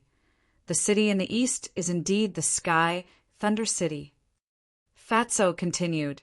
We also inquired about the flame of heavenly thunder. Qin Feiyang's eyes lit up and asked, Any clues? Fatso said, More than clues, we already know where the flame of heavenly thunder is. Where? Qin Feiyang said. Fatso said, The flame of heavenly thunder is in Sky Thunder City. Sky Thunder City. Qin Feiyang's eyes flickered. He really hoped to get the flame of heavenly thunder as soon as possible. In this way, he could start refining the 9-chew yellow dragon pill. We don't know the details for the time being. We have to go to Sky Thunder City to inquire again. Fatso said again. Qin Feiyang nodded, listening carefully to the movements outside. Wolf King suddenly said, Do you think that woman will come to kill us? Who knows? Fatso shrugged his shoulders. Although he looked relaxed, he was actually very worried. Qin Feiyang said, That woman probably won't come. What do you mean? Wolf King and Fatso looked at him doubtfully. She is lurking in White Fox City, obviously hiding from something. She won't leave unless she has no other choice. However, it's hard to say if she will send the 3 leaders and Meng Yipping to find us. In short, just in case, we have to change our appearance. Qin Feiyang said. Damn it, where did they go? I've lost contact with Danhua. They've probably escaped. Escaped? Impossible, unless they can teleport. Then tell me, where are they? The 4 middle-aged men stood in the air above the ice valley, searching every corner, but couldn't see Qin Feiyang and the others. They couldn't help but quarrel. Okay, stop quarreling. Let's go to Sky Thunder City to inquire. I don't believe that they will disappear into thin air. One of them shouted, a cold light flashing in his eyes. Finished. He stretched out his index finger and pointed in the air. A bright battle chi blasted into the ice valley below. Boom! Accompanied by an earth-shattering noise, the ice valley was instantly razed to the ground. The 4 of them scanned the bottom again, confirming it again and again before leaving. White-eyed wolf, focus on cultivation. Qin Feiyang reminded and left the castle with Fatso. Amongst the few of them, Qin Feiyang's cultivation speed was the fastest. However, he had to copy the battle character, so his speed was slowed down. Then now, Wolf King was the fastest. So he hoped that Wolf King could break through to the War Emperor realm as soon as possible. With the War Emperor overseeing things, he could be bolder in the future. After changing his appearance slightly, Qin Feiyang and Fatso sped towards Sky Thunder City. However, Fatso looked like he wanted to say something along the way. A few hundred breaths passed. The 2 of them walked out of the glacier, and Sky Thunder City entered their line of sight. The scale of Sky Thunder City was not very big, about the same as Yen City.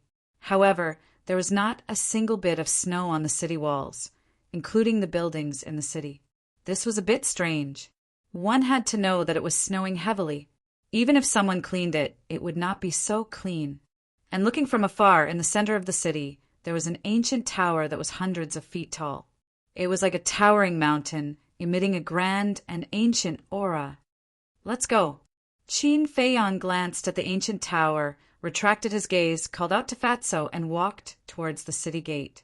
Fatso frowned, gritted his teeth, and said, "Boss, I have something to discuss with you." "What?" Qin Feiyang stopped and turned to look at him in confusion. Fatso said, "Might as well not go this time, Fat Lord." "What's wrong?" Qin Feiyang was even more puzzled and asked, "Are you afraid?" What a joke! Fat Lord would be afraid. To be honest, Fat Lord actually wants to go into seclusion. "Look, you are now a 7-star war king. Brother Wolf is an 8-star war king, and I am only a 5-star war king. The gap is too big. Your talent is also better than Fat Lord's.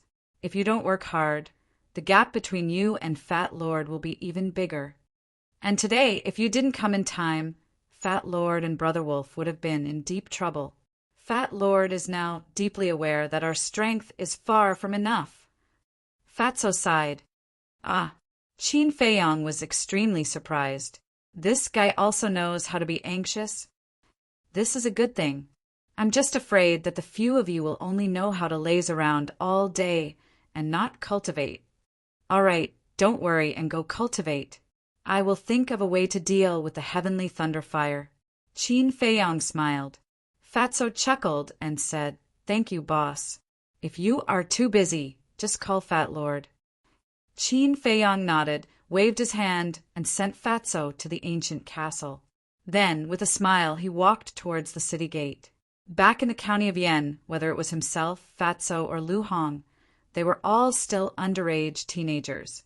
Wolf King was also a child at that time. At that time, Fatso, Lu Hong, and Wolf King didn't know what responsibility was at all. But as the days passed, they had all become adults, sensible and responsible. In the future, their names were destined to become legends in the great Qin Empire. "Brother, how are you?" The city gate was close, but suddenly someone patted Qin Feiyang's shoulder from behind. Qin Feiyang collected his thoughts and turned his head to look. He saw a 17 or 18-year-old youth with tiger skin looking at him with a smile. He looked very bright and gave people a sense of familiarity. Beside the youth with tiger skin, there was a young woman wearing mink skin. Her skin was whiter than snow, her hair was black and beautiful, and her bright eyes were as clear as a mirror. Her entire body was filled with an ethereal aura.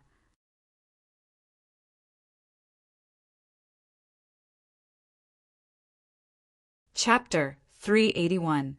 Qin Feiyang looked at the two in confusion and asked, "Is there anything I can help you with?" The young man in leopard skin smiled and said, "I'm Mu Qing, and this is my sister Mu Shui. May I know your name?" "Su Ping." Qin Feiyang made up a name. "Su Ping?" Mu Qing sized up Qin Feiyang and smiled. "May I ask which tribe you're from, Brother Su?" Qin Feiyang smiled faintly. "I'm just a rogue cultivator." "Rogue cultivator?" Mu Qing was stunned and smiled. "Brother Su, it's fate that we meet. Why don't we go and have a few drinks?" Qin Feiyang was stunned. What's wrong with this person? Qin Feiyang said, "Thank you, Brother Mu, but I still have something to do. Let's meet again another day." "I see." Mu Qing's face showed a trace of disappointment, but he nodded and smiled. "Okay, then we'll have a drink the next time we meet. Goodbye." "Goodbye." Qin Feiyang cupped his hands and said. Mu Qing looked at the girl beside him and smiled. "Sister, let's go." Mu Shui nodded, and the brother and sister quickly walked into Sky Thunder City. Strange? Qin Feiyang frowned. Who would invite someone to drink on their first meeting? What was this person's purpose? With a trace of doubt, Qin Feiyong walked towards the city gate. There were 2 guards on both sides of the city gate, but they didn't check Qin Feiyong. Whoosh! However, just as Qin Feiyong was about to enter the city, 5 figures rushed over. The 4 people from the Sioux tribe were among them. The other person was also a guard. However, his aura was much stronger than the 2 guards guarding the city. Qin Feiyong's eyes flashed slightly, and he retreated to the side. The 5 people swept past him and stopped at the city gate. The 2 city guards bowed and said, "Greetings, Commander!" The guard commander nodded. He took out a piece of paper from his chinquan bag and stuck it on the city wall. Qin Feiyong took a few steps back and looked over curiously. His expression suddenly stiffened. This was a wanted poster. There were 3 heads carved on it. They were none other than himself, Wolf King, and Fatso. Below the portrait of the human head, there were a few lines of bold and powerful words. The general content was as follows. These 2 people and a wolf had stolen the Sioux tribe's alchemy fire. They deserved death for their crimes. Anyone who makes a report will be rewarded with 1 million gold coins.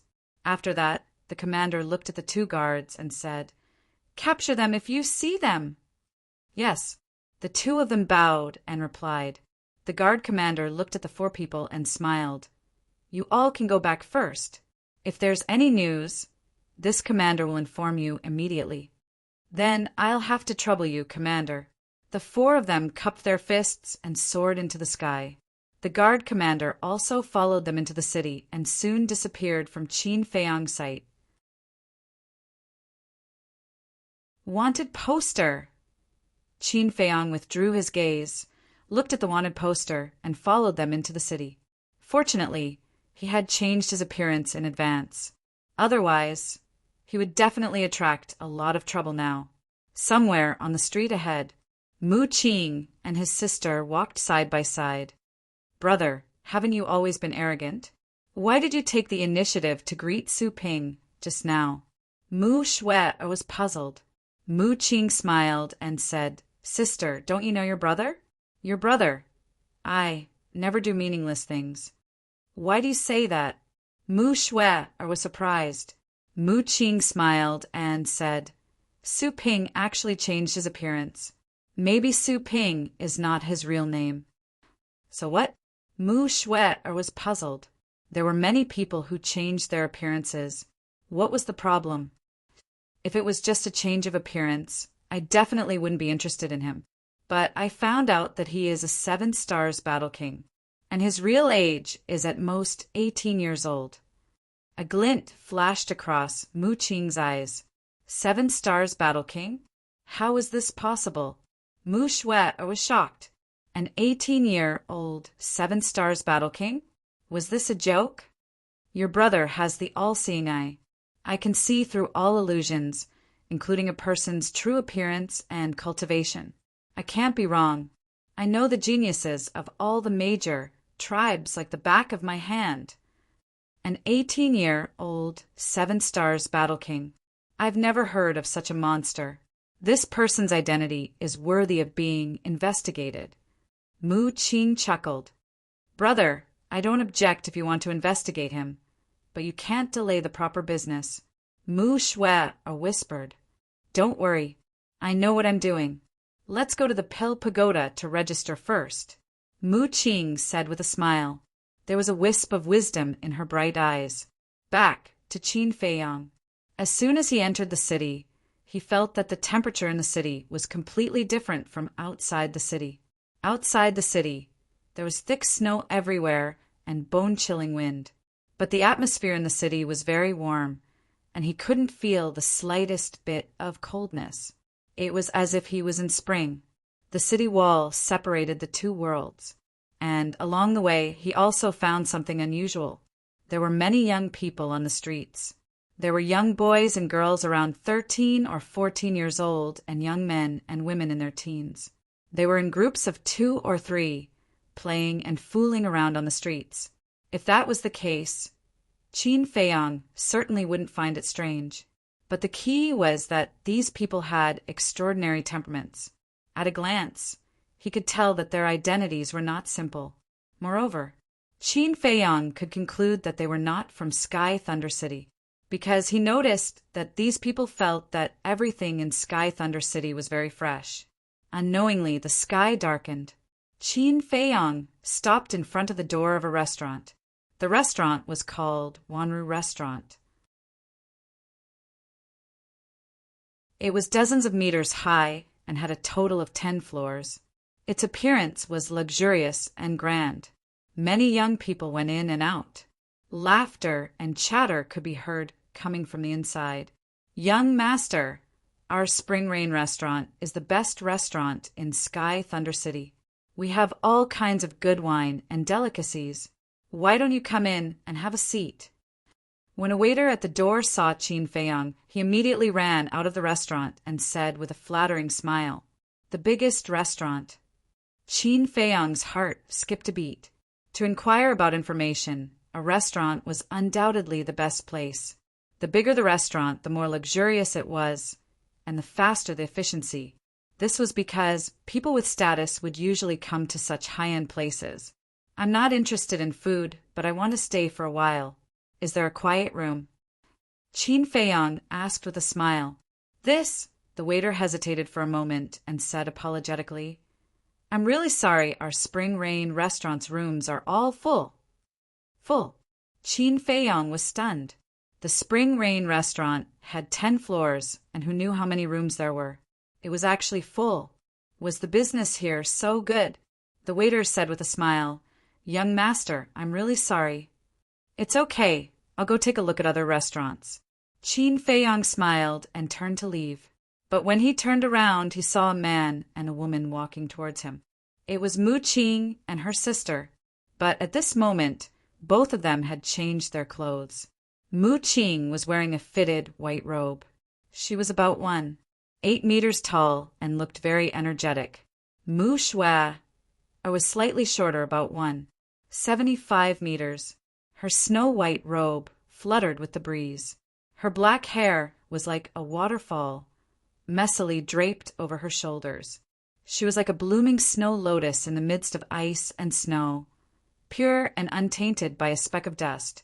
The brother and sister also noticed him. "When I saw your back just now, I felt that it was you. It really is you. Brother Su, we meet again so soon. Don't you think this is fate?" Mu Qing said with a smile. "It is indeed fate." Qin Feiyang said with a faint smile. As the saying goes, one does not hit a smiling person. Although he did not know the brother and sister's purpose, he could not just turn around and leave since they were so polite. "Brother Su, we agreed to have a few drinks together the next time we meet. Don't tell me you're going to reject my invitation this time." Mu Qing said with a smile. Qin Feiyang pondered for a moment and nodded. "All right, when I find a place to stay, I'll come and have a few drinks with Brother Mu." "Find a place to stay?" Mu Qing was slightly taken aback. "Why don't you stay here? Although the Spring Rain restaurant is a little expensive, Brother Su doesn't look like a poor person." Mu Shue was puzzled. Her voice was like the sound of nature, pleasant to the ear. Qin Feiyang said with a smile, "There are no rooms in the Spring Rain restaurant. I can only look elsewhere." "No, that's impossible. The room next to mine is still empty, isn't it?" Mu Qing said with a frown. Qin Feiyang raised his eyebrows and looked at the waiter. The brother and sister also looked at him. Mu Qing said with dissatisfaction, "What do you mean by the Spring Rain restaurant? Are you looking down on us?" No. Young masters, miss, please don't misunderstand. Our Spring Rain restaurant is indeed full. Those empty rooms have also been reserved in advance." The waiter hurriedly explained. "Brother, I think we've really misunderstood. People from all the major tribes will come for the Pill Pagoda examination. As the largest restaurant, it's normal for the Spring Rain restaurant to be full." Mu Shue said. The waiter nodded and said, Yes. The two of you are already the last 2 rooms." "Pill Pagoda examination?" A trace of suspicion crept into Qin Feiyang's eyes. How could I forget about this? Mu Qing slapped her forehead and her eyes suddenly lit up. She turned to Qin Feiyang and said with a smile, "It's troublesome to look for them again. Why don't we just make do with it?" Qin Feiyang hesitated. Wasn't this person too enthusiastic? What was he trying to do? Mu Shui glanced at Qin Feiyang and said angrily, "Brother, can't you be more reserved? Brother Su Ping will misunderstand if you act like this." Mu Qing said with a smile, "Your brother is upright and righteous. I'm not afraid of misunderstandings." Mu Shui was helpless. She looked at Qin Feiyang and said with a smile, "Brother Su Ping, please don't worry. My brother has no ill intentions. Young Master Su, forgive me for being blunt, but there are too many people participating in the examination. You may not be able to find a place to stay if you go now. In a few days, there will be more people. I'm afraid that by then you can only set up a tent outside the city." The waiter said. Qin Feiyang said with a smile, "All right, then I'll have to trouble Brother Mu." He didn't want to have too much interaction with this pair of siblings. After all, he would leave as soon as he got the fire of heavenly thunder. Everything here had nothing to do with him. But on second thought, why not stay and see what this pair of siblings wanted to do? "Brother Su, you don't have to be so polite. It's not easy to go out. It's only right to take care of each other." Mu Qing smiled and said to the waiter, "Prepare a table of good wine and dishes. I want to entertain Brother Su well. All right, please come in."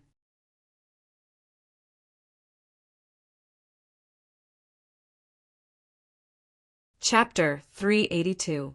There was a small dining table in the corner. Qin Feiyang and Mu Qing sat opposite each other. Mu Qing looked up at the waiter and said with a smile, "Go and arrange it." "Okay."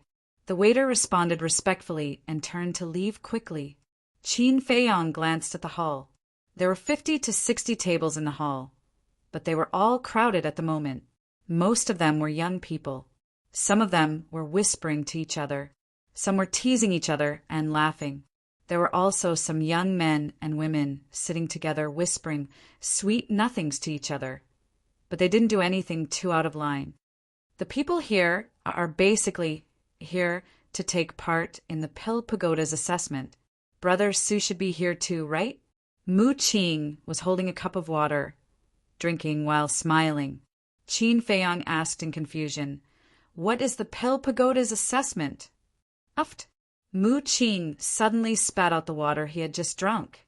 Qin Feiyang was sitting opposite him, and he was sprayed all over. Immediately, Qin Feiyang raised his eyebrows. This guy did it on purpose, didn't he? But he found that Mu Shui was also looking at him with a shocked face. I'm sorry. Mu Qing quivered and came back to his senses. He hurriedly grabbed the towel on the table, stood up, and apologized while wiping the water stains on Qin Feiyang's body in a panic. "It's okay, I'll do it myself." Qin Feiyang waved his hand and said with a smile. He grabbed the towel, wiped it a few times, and was about to wipe the water stains on his face. But before he got close, a smell of oil entered his nostrils. It was also at this moment. Mu Shui stared and hurriedly said, "Brother Su, wait, that's a rag for wiping the table. It's very dirty." "Rag?" Qin Feiyang was slightly taken aback. He took a closer look and found that it was indeed a rag. There were obvious oil stains on it. What bad luck! Qin Feiyang was quite angry and threw away the linen cloth. At the same time, Mu Qing was also stunned and hurriedly said, "Brother Su," his face was full of embarrassment. "Brother, you're really too much. Don't you know how to look at it clearly before taking it? Big Brother Su, use this." Mu Shui chided Mu Qing. Then he took out a white handkerchief and handed it to Qin Feiyang. Qin Feiyang was also not polite. He directly grabbed the handkerchief and wiped the water stains on his face. On the handkerchief, there was a unique fragrance of a woman. "It smells good." Qin Feiyang looked down and saw a blooming snow lotus embroidered on the handkerchief. Beside it was Mu Shue's name. This handkerchief probably meant something to Mu Shue. Otherwise, he wouldn't have embroidered his name on it. Qin Feiyang handed over the handkerchief and said with a smile, "I'm sorry for dirtying your handkerchief." "It's all right." Mu Shue shook her head and smiled, appearing gentle and polite. Mu Qing forced a smile and said, "I should be the one apologizing." Qin Feiyang said, "I was wondering why Brother Mu would have such a big reaction." Mu Qing smiled bitterly and said, "Brother Su, if it were anyone else, they would have such a big reaction after hearing what you said just now." Qin Feiyang frowned slightly. Seeing this, Mu Qing smiled and said, "It seems that Brother Su really doesn't know about the Pill Pagoda's assessment. Then Brother Su should know about the Pill Pagoda, right?" Qin Feiyang shook his head. The brother and sister were stunned again. He didn't even know about the Pill Pagoda. Wasn't this person too ignorant? "This is my first time in Sky Thunder City. I've been cultivating in the mountains before, so I don't know much about the outside world." Qin Feiyang smiled faintly. The brother and sister revealed a look of realization. Mu Qing smiled and said, "Brother Su, this Pill Pagoda is very famous." Qin Feiyang said, "I'd like to hear the details." Mu Qing was about to speak, but at this moment, the waiter walked over with 5 or 6 side dishes and 2 pots of good wine. "Please enjoy." After putting down the dishes, the waiter turned and left. Mu Qing picked up a wine pot and said with a smile, "Brother Su, let's talk while drinking." Soon, Qin Feiyang learned from the brother and sister that the ancient tower located in the center of the city was the Pill Pagoda.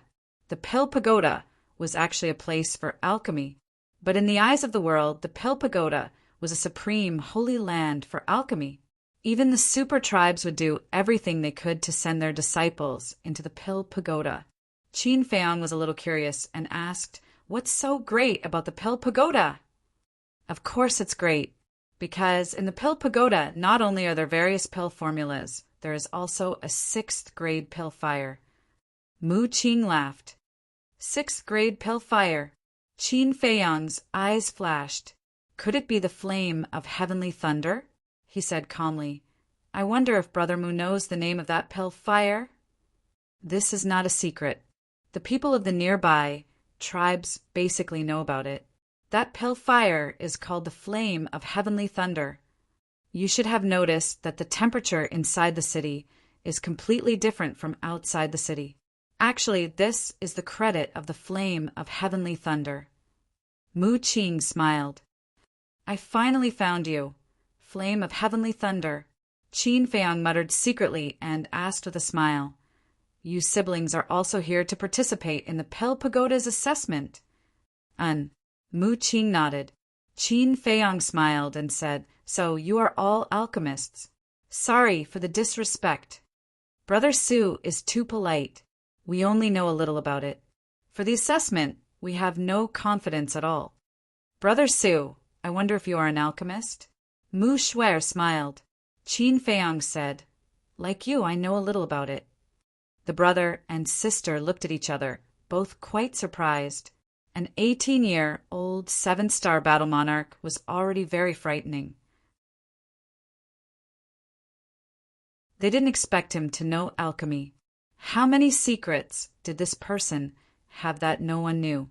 Mu Qing's eyes flashed and said with a smile, "Since Brother Su is also an alchemist, why don't we participate in the Pill Pagoda's assessment together so that we can take care of each other?" Qin Feiyang pondered for a moment and nodded. "Of course, I have to try such a good opportunity." He didn't dare to inquire about anything else, because he realized that the brother and sister were not simple. If they noticed something, it would be bad.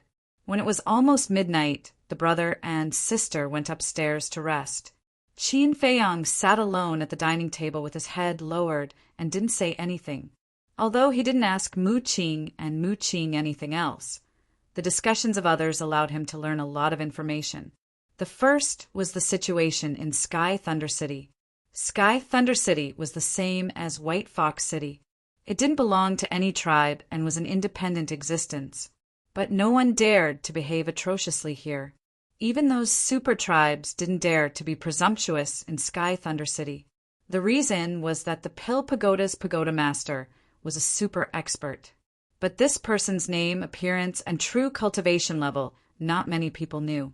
Similarly, this person also possessed the flame of heavenly thunder. In other words, if you want to obtain the flame of heavenly thunder, you must first find out the details of this person. The second was the situation of the various super tribes. In this area, there were a total of 3 super tribes. There were the Purple Sun tribe, the Black Tortoise tribe, and the Bright King tribe. The leaders of the 3 tribes were all 9-star battle emperors. And this time, people from the 3 tribes would also come for the Pill Pagoda's assessment. Of course, these things had nothing to do with him. But there was one thing that he was very concerned about. The large and small tribes in the vicinity basically all had alchemy fires. The 3 super tribes each had a 3rd grade alchemy fire. This made him feel very inconceivable. He couldn't help but start to doubt again. Could it be that alchemy fires in the Forgotten Land had really spread all over the streets? But this was a good opportunity. Qin Feiyang's eyes flashed. He got up and was about to turn around and leave.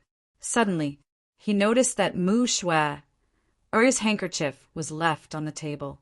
Qin Feiyang hesitated for a moment, grabbed the handkerchief, and directly put it into his arms. "I'll give it to her after dawn." Then he strode out of the restaurant. The streets in the middle of the night were silent. He looked around and walked towards the city gate. At the same time, there was a half-closed window on the 5th floor.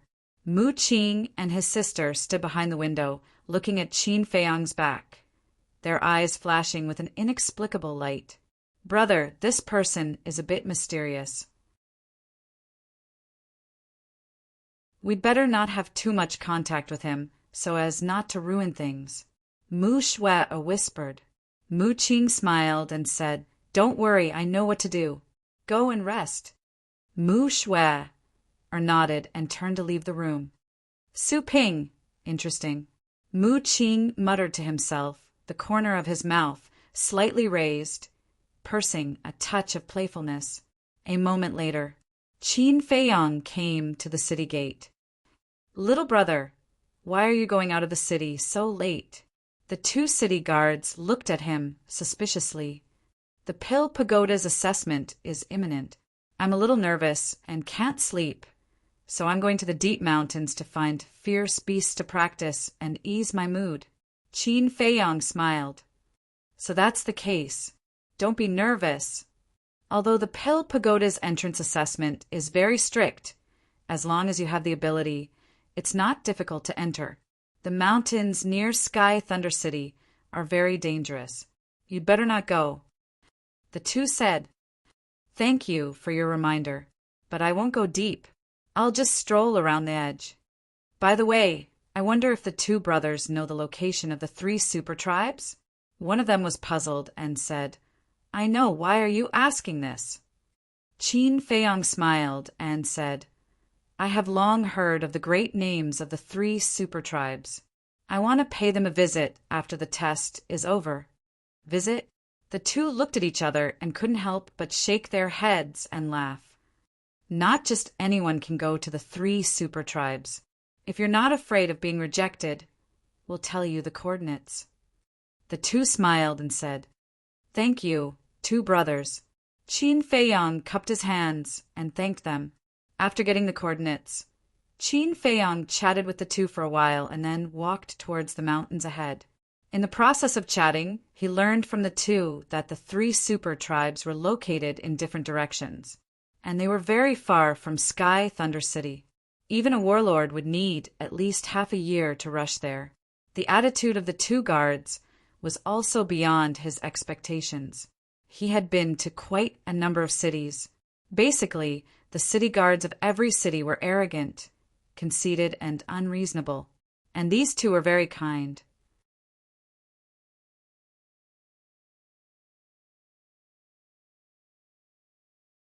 Chapter 383. After entering the mountains, Qin Feiyang opened a portal. In the next moment, he landed in front of a frozen lake. The night was as dark as ink. He could not even see his own fingers. On the other side of the frozen lake, there was a very bright fire. It was a super large tribe. It was almost as big as Sky Thunder City. But the difference was that the tribe was built with wooden buildings. There were no walls around it, only fences that were 10 feet tall. Through the fire, he could see clearly that there were 2 middle-aged men guarding the gate of the tribe. The aura they exuded was very strong. They were 9-star battle kings. Above the gate, there were 3 bold words. Mingwang tribe. Qin Feiyang looked at the Mingwang tribe, his eyes flickering. He came here for the 3rd grade alchemy fire of the Mingwang tribe. Now that he had the 2nd grade alchemy fire of the Su tribe, the nether demonic flame could be upgraded to the 3rd grade once the blood contract was erased. If he could get the 3rd grade alchemy fire of the 3 super tribes, the nether demonic flame could be upgraded to the 4th grade alchemy fire. When he was in Black Bear City, he used the alchemy fire of the martial arts hall to refine elixirs, although it was very vague. But the alchemy fire of the martial arts hall was only 1st grade. The nether demonic flame was a 2nd grade alchemy fire. It could refine an obvious alchemy pattern. The 3rd grade alchemy fire of the sacred hall could refine 2 alchemy patterns. If it was a 4th grade alchemy fire, it was very likely that it could refine an elixir with 3 alchemy patterns. The 9 Tunes Yellow Dragon elixir with 3 alchemy patterns could increase one's cultivation by 3 small realms. The Red Fire Glazed elixir could increase one's cultivation by 4 small realms. When he returned to the state capital, he could use these elixirs to make a fortune and increase his value. Dong Clan, Lu Clan, just you wait. I will make you regret it. Qin Feiyang sneered. He took out a face-restoring elixir and swallowed it. After his appearance was restored, he went around the frozen lake and came to the gate of the Mingwang tribe. Stop right there. This is the Mingwang tribe. Please leave immediately. The 2 burly men immediately shouted. Qin Feiyang said, If it's not the Mingwang tribe, I won't come. What do you mean? The 2 men looked at each other, puzzled. No. Why does he look so familiar? The 2 of them carefully sized up Qin Feiyang for a moment. Their pupils suddenly shrank, and they immediately became vigilant. Why have you come to our Mingwang tribe? Don't tell me you want to steal our alchemy fire too. The 2 of them shouted sternly. How did you know? Qin Feiyang was surprised. Mingwang tribe was very far away from Su tribe and Sky Thunder City. They shouldn't have received the news so quickly, right? Our Bright King tribe has people in Sky Thunder City all year round. We'll be able to find out immediately if anything happens. Brat, I advise you to scram. Otherwise, don't blame us for being impolite. The 2 of them sneered. Qin Feiyang was stunned and asked, Shouldn't you capture me? Now that he was a wanted criminal, the 2 of them didn't care and even let him leave? What was going on? It's just a reward of 1 million gold coins. We don't care about it. Scram! Their expressions were arrogant, and their eyes were filled with disdain. You're right. 1 million gold coins is indeed nothing for a mighty super tribe. However, I won't leave before I get the alchemy fire. Qin Feiyang smiled faintly. What do you mean? You're really here to steal the alchemy fire? The 2 of them flew into a rage. The aura of a 9-star battle monarch erupted and turned into an invisible giant wave that surged toward Qin Feiyang. Steal? Qin Feiyang snorted. He used the wind riding step and quickly dodged to the side. He dodged? The 2 of them were stunned. Have you ever seen such a brazen thief? I don't want to talk nonsense with you. Call your leader out. I want to talk to him. Qin Feiyang said. Who do you think you are? You want to see our leader? Go to hell and repent, Snowstorm.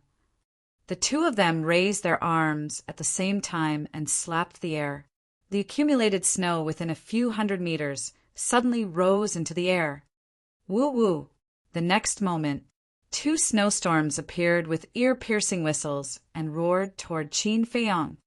You don't have the ability to kill me. Qin Feiyang's eyes flashed coldly. He pointed a finger in the air and a red sword aura appeared. Clang! In the blink of an eye, the red sword aura turned into two sword shadows that were more than 10 meters long and slashed toward the two snowstorms. Bang! In an instant, the sword aura collapsed. The snowstorms were annihilated. The three of them each took a step back. What? He's so powerful. The two burly men's expressions changed. This kid looked to be in his teens, but his strength was on par with theirs. Qin Feiyang glanced at the two of them and looked toward a tall wooden building in the middle of the tribe. He shouted, "Leader of the Wise King tribe, I, Qin Feiyang, am here to visit. Please come out and meet me." The silence in the Ming Wang tribe was broken because of this. The doors of the rooms opened one by one. Everyone walked out of the wooden building at the first moment. All of them were bewildered. "I won't see him." Soon, a voice filled with vigor echoed in the wooden building. "Won't see him?"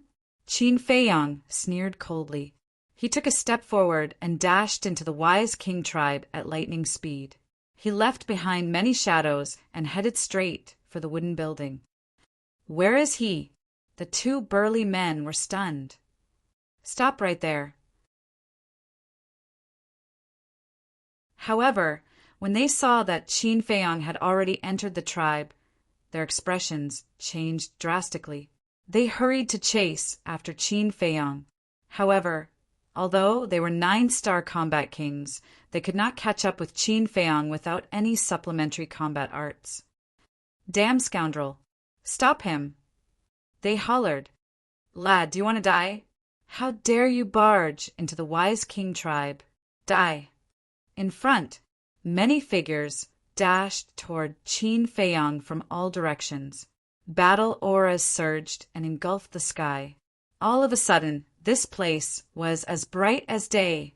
However, Qin Feiyang turned a blind eye to it. He unleashed the phantom steps to the maximum. He shuttled through the crowd at high speed, leaving his afterimages everywhere. It was as if he was passing through a no-man's land. No one could stop him. Die! A burly man blocked in front of Qin Feiyang and threw a punch. It landed on Qin Feiyang's chest. However, there was no blood. The burly man also felt that this punch seemed to have landed on air. Immediately after, Qin Feiyang's figure dissipated rapidly. "Damn it, it's a phantom." The burly man was furious. He turned around and saw that Qin Feiyang had already run dozens of meters away. Why is he so fast? It's a supplementary combat art. Even the 3 super tribes don't have any supplementary combat arts. He actually has one. What is his background? Everyone was shocked and bewildered. They were in disbelief. "Stop right there." Suddenly, another person blocked in front of Qin Feiyang. He was wearing a leopard skin coat. Next to him, he was about 18 or 19 years old. His eyes were like pearls and his face was like jade. He was 7 feet tall and straight. His aura was quite outstanding, but his cultivation was not very good. Qin Feiyang could tell at a glance that there was a big difference between him and a 7-star martial grandmaster. "You dare to block my way with such strength, idiot!" He landed in front of the young man and slapped him directly. Slap! The crisp sound of a slap was heard. Ah! The young man screamed and flew out like a meteorite. He smashed into the snow and saw stars. He got up awkwardly and roared with a ferocious face. "Bastard! All of you go and destroy him!" The surrounding crowd immediately swarmed toward Qin Feiyang. "Oh, you have a big background." Qin Feiyang's eyes flashed and he landed in front of the young man. "What do you want to do?" The young man was shocked and angry and kept retreating. "Why don't you stay in the house and come out to join in the fun? Aren't you looking for death?" Qin Feiyang grinned. His big hand suddenly stretched out. His 5 fingers were like iron pliers, tightly grasping the young man's neck. The young man started to struggle, unable to breathe. I advise you not to move, or I'll crush your throat. Qin Feiyang's eyes flashed coldly. He turned to the crowd and shouted, "Stop right there, or I'll kill him!" Everyone stopped in unison. They did not know what to do. Let go of the young lord. Otherwise, you won't be able to escape today. A few middle-aged men flew through the air. They were all war emperors of the wise king tribe. I'm timid, don't scare me. Otherwise, don't blame me if I do anything to hurt him. Qin Feiyang glanced at them and chuckled. What do you want? A middle-aged man flew over. He was wearing a golden tiger fur coat and looked energetic. There was a great majesty between his brows. He was the leader of the wise king tribe, Luo Guang. Qin Feiyang said, "I want the alchemy fire." Preposterous! How dare you steal the alchemy fire of the wise king tribe? How dare you? The people of the wise king tribe were furious. Leader, he's the one who stole the alchemy fire of the Lu tribe. At this moment, the 2 men guarding the gate hurriedly ran over. I was wondering why he looked so familiar. So it's him. The surrounding crowd sized up Qin Feiyang. Their gaze is extremely unfriendly. Qin Feiyang, right? Let him go and leave immediately. I'll let bygones be bygones. Luo Guang said. Qin Feiyang said that won't do. I'm here for the alchemy fire. If you don't give it to me, I won't leave. Luo Guang shook his head and said, I can't give you the alchemy fire. Change your conditions. Then I'll have to kill him and find a chance to steal it. Actually, I'm very sincere. Look, have I hurt anyone from your tribe? On the other hand, your tribesmen attacked me without saying a word.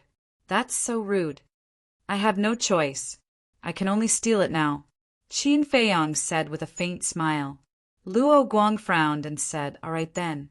Let him go and we can talk.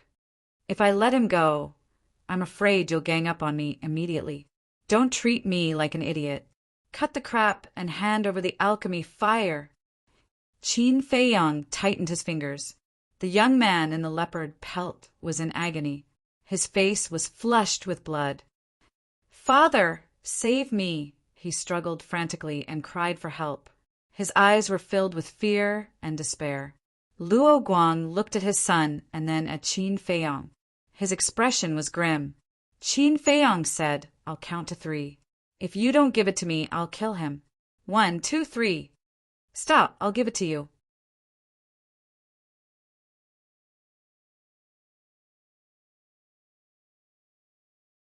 Chapter 384. Not long after, an old man broke through the air and flew over. He had white hair and a white beard. His face was full of wrinkles, but his back was straight and his eyes were full of spirit. Above his head, there was a palm-sized flame floating. The flame jumped, filled with spirituality. When Qin Feiyang saw the flame, his eyes immediately lit up. Luo Guang nodded at the high priest, but at the same time he gave him a look. Take it. The high priest waved his hand, and the pill fire flew towards Qin Feiyang. Qin Feiyang said, Erase the blood contract first. Luo Guang coldly snorted. If you have the ability, then erase it yourself, or else you can kill him. The corner of Qin Feiyang's mouth lifted. He could see through what this person was thinking with a single glance. Once he obtained the pill fire and released this youth, the high priest would definitely take back the pill fire. Because the blood contract was still there, the high priest could control it at will. Even if he held it tightly in his hands, the high priest only needed to think about it, and the pill fire would break free. However, it had to be said that Luo Guang was too naive. There was never a possibility of him spitting out anything that had reached Qin Feiyang's hands. Whiz! The pill fire broke through the air and floated in front of Qin Feiyang. Qin Feiyang waved his hand and opened a teleportation gate. You want to leave? No way. There was a big-sized man beside Luo Guang. He was also a war emperor, and when he saw Qin Feiyang opening the teleportation gate, his gaze immediately turned cold. He stretched out his arm and raised his hand to point at the air. His battle qi surged, preparing to destroy the teleportation gate. Don't do it. Luo Guang grabbed his wrist and shook his head. The big-sized man hurriedly said, "Leader, if we don't stop him, he will escape." "Don't worry, he won't be able to escape," Luo Guang said in a low voice, his eyes filled with a cold light. But he quickly covered it up and lowered his head to look at Qin Feiyang, saying, "Can you let him go now?" "Of course." Qin Feiyang nodded. He suddenly lifted the leopard skin youth and threw him towards Luo Guang and the others. At the same time, he grabbed the pill fire and ran into the teleportation gate without looking back. The next moment, the portal quickly disappeared. Luo Guang waved his hand and caught the young man. He frowned and asked, "Are you all right?" The young man in leopard skin swallowed his saliva with lingering fear. He shook his head and said, "I'm fine." "But father, you must kill him." "He can't run away." Luo Guang smiled coldly and turned to look at the high priest. He said in a low voice, "Retract your alchemic fire immediately." However, before he could finish his words, he noticed that the high priest's expression was very stiff, and his old eyes were filled with disbelief. Luo Guang frowned and asked, "High priest, what are you doing?" "Quickly take back the alchemy fire." "Leader, The high priest stammered as if he had encountered an unbelievable situation. He could not say a complete sentence for a long time. "What's going on? Hurry up and say it." Luo Guang watched anxiously. The high priest said, "I've lost contact with the alchemy fire." "What?" Luo Guang's expression changed. The surrounding battle emperors, as well as the tribe members below, stared with their eyes wide open in disbelief. When he entered the portal, I was about to retract my alchemic fire, but suddenly something seemed to have cut off my connection with the alchemic fire. "Leader, I'm afraid we're really going to lose the alchemic fire," the high priest said. "That damn bastard." Luo Guang stomped his feet in anger. He thought that his plan was flawless, but he did not expect that he would be tricked by a little bastard. The young man in leopard skin said anxiously, "Father, quickly send someone to look for him." "Look for him?" "He left through the portal. No one knows where he went. Tell me, how can I find him?" "I'm just wondering. Why didn't you stay in the house? Why did you run out? If you didn't come out and get caught by him, would he be able to snatch the alchemic fire? You can't do anything right, but you're good at ruining things. Why did I give birth to such a stupid son like you?" The more Luo Guang spoke, the angrier he became. In the end, he could not help but slap the young man in the face. "Uft!" The young man in leopard skin spat out a mouthful of blood and fell head first into the snow. He crawled up hurriedly. Half of his face was swollen, and the blood-red palm print was extremely striking. Blood flowed continuously from the corner of his mouth. Ignoring the pain, he knelt on the ground and begged, "Father, I know my mistake. Please forgive me." The high priest said, "Leader, you can't blame him for this. It's all Qin Feiyang's fault. He's too cunning. Don't speak for him all the time. You'll spoil him." Luo Guang looked at him in dissatisfaction and lowered his head to look at the young man. "Go to Sky Thunder City tomorrow morning. If you don't enter the Elixir Pagoda, don't ever return. Do you understand?" "I understand." The young man in leopard skin nodded. Also, Qin Feiyang snatched the alchemic fire. He should be an elixir refinement master as well. He might even take part in the Elixir Pagoda test. After you reach Sky Thunder City, keep a lookout. Inform us immediately if you discover anything. I'll definitely not let him have an easy time." Luo Guang said sinisterly with intense killing intent in his eyes. At the same time, at a certain place, there was a mountain ridge. The mountain ridge was covered in snow and stretched for dozens of miles. It was like a snow-white python lying on the ground. At this moment, Qin Feiyang stood at a high point of the mountain ridge and looked down. A few hundred meters below, there was a super large tribe. It was about the same size as the Mingwang tribe. That was the Black Tortoise tribe. After leaving the Mingwang tribe, he came here directly. No matter what, he had to obtain the alchemic fire of the 3 super tribes tonight. As for the alchemic fire of the Mingwang tribe, it was in the ancient castle. The ancient castle could cut off the connection between the alchemic fire and its owner. That was why the high priest of the Mingwang tribe could not recall the alchemic fire. Huff! Qin Feiyang took a deep breath and consumed a disguise elixir to change his appearance. He then used the wind-riding steps and ran down. He had to be fast. Otherwise, when the Black Tortoise and Purple Sun tribes received the news, they would definitely be on guard. They might even hide the alchemic fire. There were also 2 burly men guarding the entrance of the Black Tortoise tribe. It was silent all around. There were 2 huge torches on both sides of the entrance. They were about 5 to 6 meters long and were burning fiercely, illuminating the surroundings. Suddenly, there was a series of footsteps. "Who's there?" The 2 burly men immediately became alert and looked in the direction of the footsteps. "I don't mean any harm. Don't be nervous." A calm voice rang out in the darkness. Qin Feiyang walked out of the darkness quickly and entered the sight of the 2 burly men. "Who are you?" The 2 of them sized up Qin Feiyang in confusion. Qin Feiyang walked in front of the 2 of them and cupped his fists. "I'm from the Mingwang tribe. I have an urgent matter to see your leader." Hasn't the Mingwang tribe always liked to go against the Black Tortoise tribe? Now that you've taken the initiative to look for us, how strange. The 2 of them sneered. The 3 super tribes had been fighting openly and secretly for many years and did not have a harmonious relationship. Qin Feiyang said, "This is extremely urgent. Please don't waste any more time." The 2 burly men looked at each other and asked in surprise, "What's the matter that made you come in the middle of the night?" Qin Feiyang said, "The leader said that only your leader can know about this." The 2 of them saw that Qin Feiyang did not seem to be lying and did not dare to delay any longer. One of them said, "You follow me." Qin Feiyang followed behind him and sped towards the wooden building in the middle.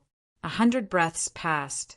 The 2 of them arrived at the door of the wooden building. The burly man knocked on the door and said respectfully, "Leader, the people of the Mingwang tribe have something to say." "Come in." A loud voice came from inside. The burly man pushed the door open and a hall of about 100 feet appeared. There was a bonfire in the middle of the hall. There was a bed next to it. A burly man who was 2 meters tall sat on the bed, filled with a valiant aura. He was hugging 2 delicate women in his arms, and his hands were exploring their clothes restlessly. The 2 women's faces were flushed, and their eyes were rippling with lust. The Black Tortoise leader looked up at Qin Feiyang and frowned. "Why are you looking for me?" Qin Feiyang cupped his hands and said, "The leader would like to invite you to the Mingwang tribe." The Black Tortoise leader's hands paused. "What do you mean?" Qin Feiyang looked at the 2 women and asked, "Is it convenient to talk?" The Black Tortoise leader frowned and patted the 2 women's plump buttocks. He smiled and said, "I have something important to talk about. You can leave first." "Then hurry up." The 2 of them flirted with the Black Tortoise leader and walked out giggling. They then closed the door. Only Qin Feiyang and the Black Tortoise leader were left in the hall. The Black Tortoise leader said, "You can talk now." Qin Feiyang said in a low voice, "To be honest, our high priest accidentally obtained a pill formula and wants to invite you to study it together." "Pill formula?" The Black Tortoise leader was stunned and asked in surprise, "What pill formula?" "I'm not sure what pill formula it is exactly, but the leader wants me to tell you that as long as we can refine the pill in the formula, The overall strength of our two tribes will double overnight. Qin Feiyong said. What? The black tortoise leader suddenly stood up. His huge eyes were filled with disbelief, but then he returned to the bed and sneered. Would the Mingwang tribe be so kind? Tell me honestly, what is your purpose? Absolutely no purpose. Qin Feiyong shook his head. He thought that this person was all brawn and no brains, but he did not expect him to be so smart. I don't believe that the Mingwang tribe will let the Black Tortoise tribe have a share of such a good thing. Also, why don't you go to the Ziyang tribe? The Black Tortoise leader said. Our leader said that he wants to take this opportunity to form an alliance with the Black Tortoise tribe and eliminate the Ziyang tribe first. The leader also said that if you are unwilling, we will go to the Ziyang tribe. Qin Feiyong said.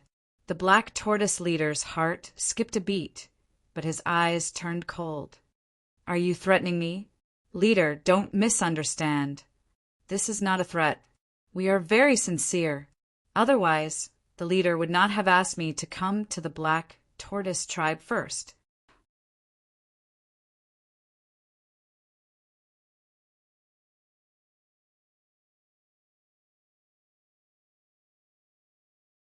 In an instant, he disappeared without a trace. The two of them were stunned for a moment. When they came back to their senses, they were immediately enraged. He had been tricked. Damned little bastard! How dare you lie to this chief? Boom! The Black Tortoise leader roared angrily. With a shocking aura, he rushed out of the hall and stood in the air above the wooden building, sweeping his gaze in all directions. Whoosh! The white-haired old woman glanced around the hall, seeing that there was no trace of Qin Feiyong. She also ran out of the hall. Did you see him? Her gloomy face was even scarier than the Black Tortoise leader's. No, the Black Tortoise leader shook his head. I'm not someone from the Bright King tribe. Remember my name. My name is Qin Feiyong. Suddenly, a voice sounded in the hall.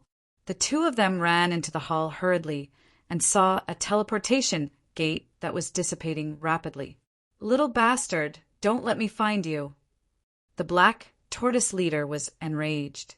As the leader of a super tribe, he was fooled by a brat who was still wet behind the ears. This was an utter humiliation. The white-haired old woman said, Don't be anxious. I've already acknowledged the Pill Fire and Pill Furnace as my master.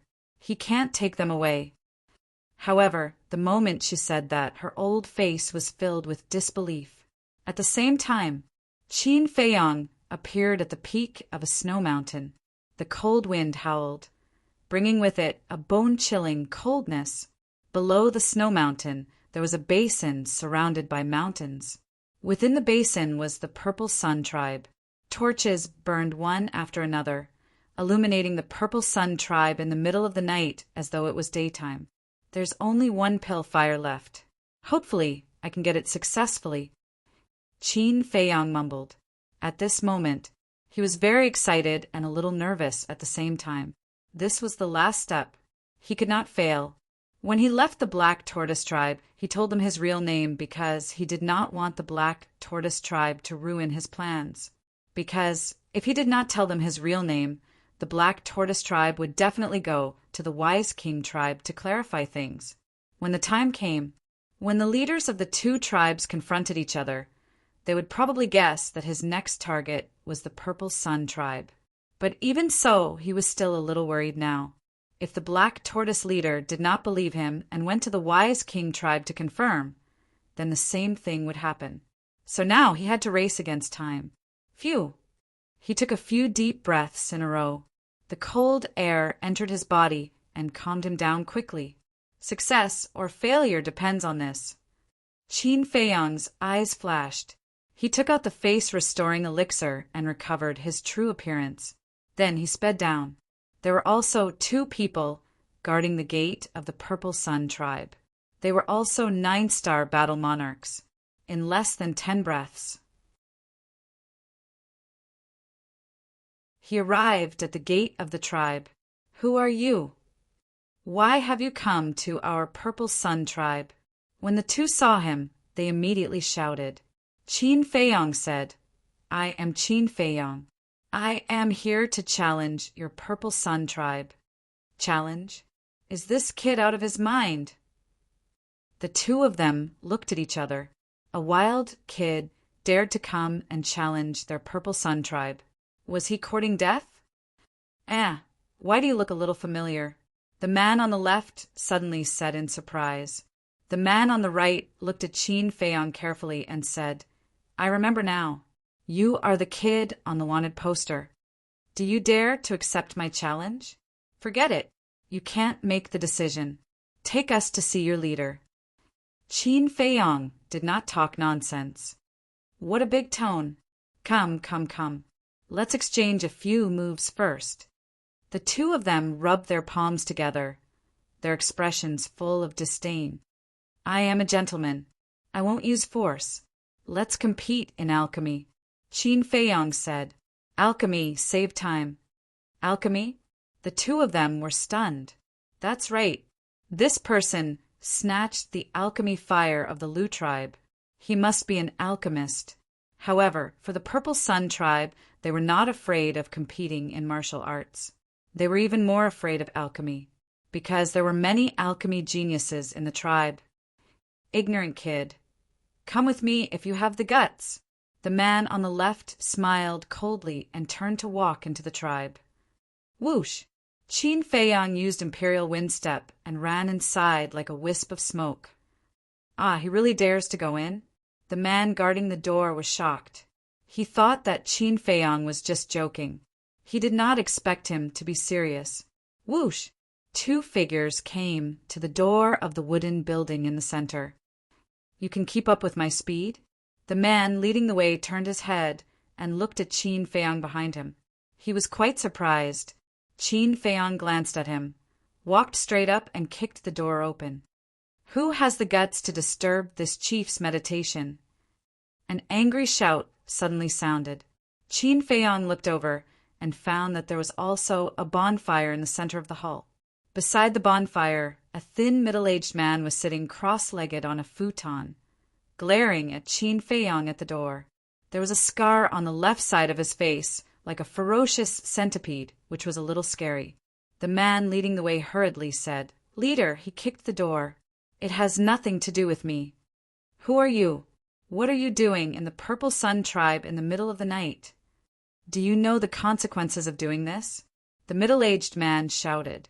The man leading the way said, Leader, his name is Qin Feiyong. He is the man on the wanted list.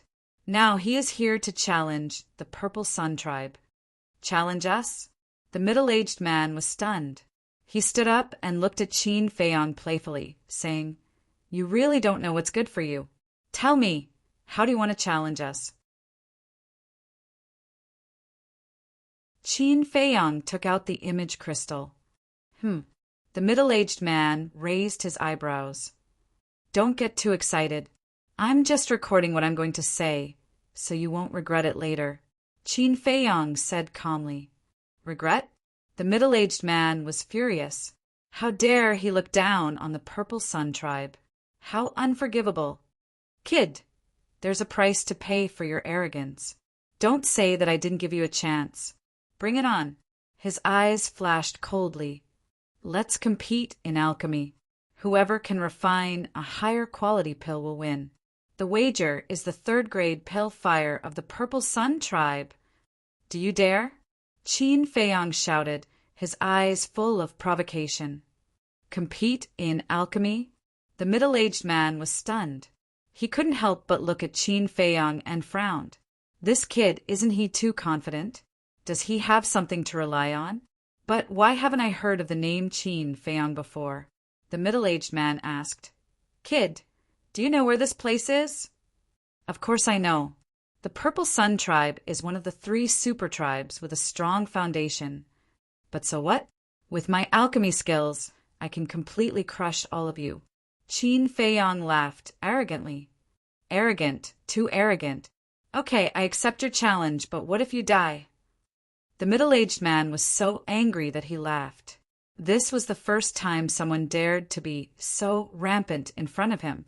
It was simply lawless. If he still didn't accept the challenge, then the Purple Sun Tribe would really become a big joke in the future. Laughing at the Purple Sun Tribe for being incompetent and cowardly, this was absolutely not allowed. Qin Feiyang said without hesitation, "If I lose, you can kill me or torture me as you wish." "Okay, High Priest, come over immediately." The middle-aged man shouted. What should be recorded had been recorded. Qin Feiyang also put away the image crystal. The High Priest of the Purple Sun Tribe lived next door. Soon, a beautiful woman who looked to be in her 20s walked into the hall, quickly. Qin Feiyang turned his head to look and couldn't help but be taken aback. The high priests of the Ming Wang tribe and the Black Tortoise tribe were both old men in their 70s or 80s. Therefore, he was not used to seeing this woman. However, this woman's aura was unfathomable. Obviously, she was also an old monster who had lived for many years. The high priest glanced at Qin Feiyang and asked the middle-aged man, "What's the matter?" The middle-aged man briefly explained the situation. The high priest was stunned and looked at Qin Feiyang suspiciously, as if she wanted to see through him. "Can you hurry up? Are the people of the Purple Sun Tribe so slow? Or are you afraid? If that's the case, then forget about the competition. Pretend that I'm not here. But this way, the Purple Sun Tribe might become the laughingstock of the world in the future." Qin Feiyang's face was full of impatience. The high priest frowned and said with a smile, "Little brother, it's better to keep a low profile. You talk too much. I won't accompany you." Qin Feiyang turned and left. "Okay, let's compete. I won't bully you. We'll refine whatever pill you're best at." The high priest said, "I'm good at everything."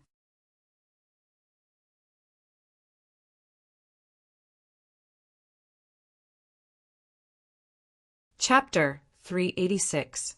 The high priest frowned, and there was obviously displeasure on her face. This young man was too arrogant. She had to teach him a lesson. In that case, let's refine the battle chi pill. The high priest had a thought. A cluster of bright alchemy fire and a pure white alchemy furnace broke through the air one after another. This alchemy furnace was also suffused with a layer of treasure light. Qin Feiyang's eyes flashed. He wanted to take the opportunity to snatch it, but thinking about it, the conversation had already been recorded.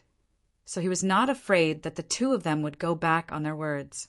There's only one chance in the competition. If the medicinal materials are accidentally ruined during the refining process, it's equivalent to losing. Do you have any objections? The high priest said. Qin Feiyang shook his head and said, "No, but I want to add a condition." The high priest said, "Speak." "Add your alchemy furnace to the bet. In addition, no one is allowed to disturb me when I'm refining the pill, not even a word." Qin Feiyang said, "Little brother, your appetite is really big. Be careful not to overeat." "Okay, I promise you." The high priest did not talk nonsense, took out a set of medicinal materials for the battle chi pill, and began to refine the pill. Her movements were very skilled. Every step was just right. Obviously, she was a very experienced alchemist. After a while, a stream of light rushed out from the alchemy furnace. The high priest did not even look at it. With a wave of her hand, the pill turned in the air and flew toward Qin Feiyang. It showed full confidence. Qin Feiyang grabbed it and looked down. He found that there was a pill pattern on the pill.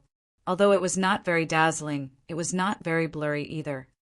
"Not bad," Qin Feiyang praised.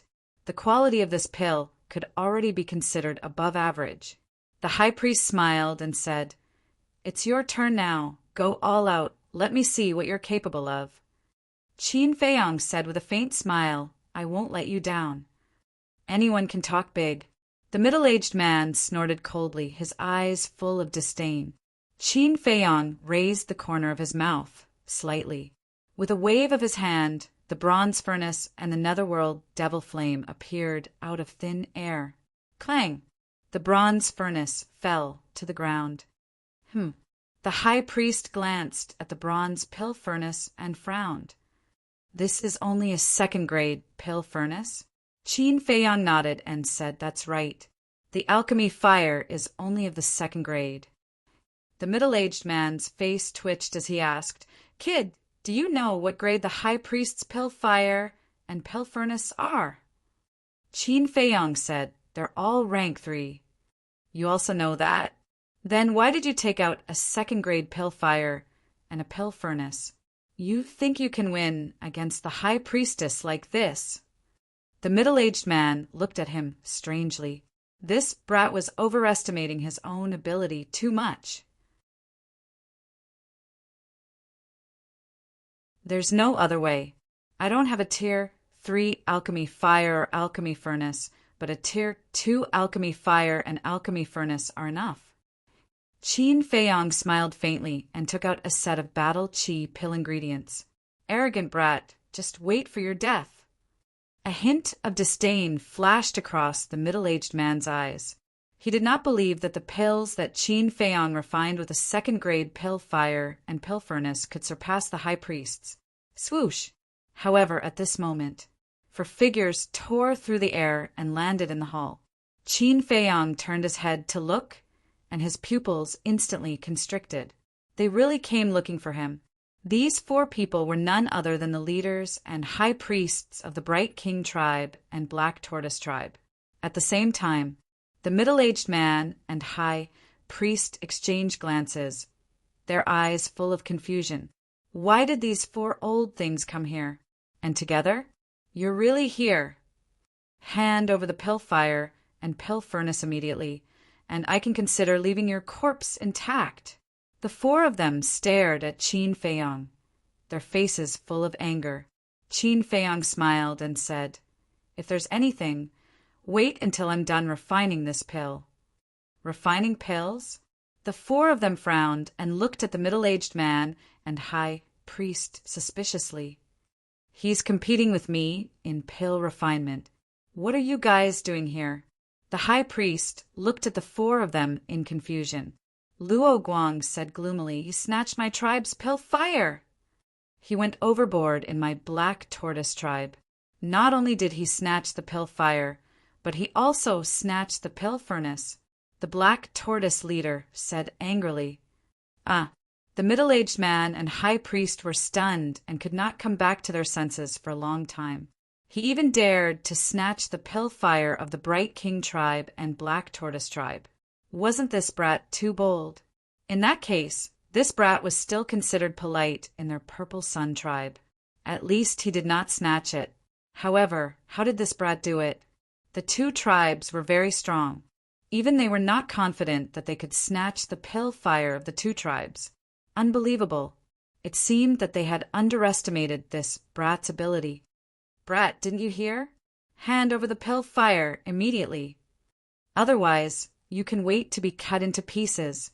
Luo Guang and the other 3 shouted, the killing intent in their eyes undisguised.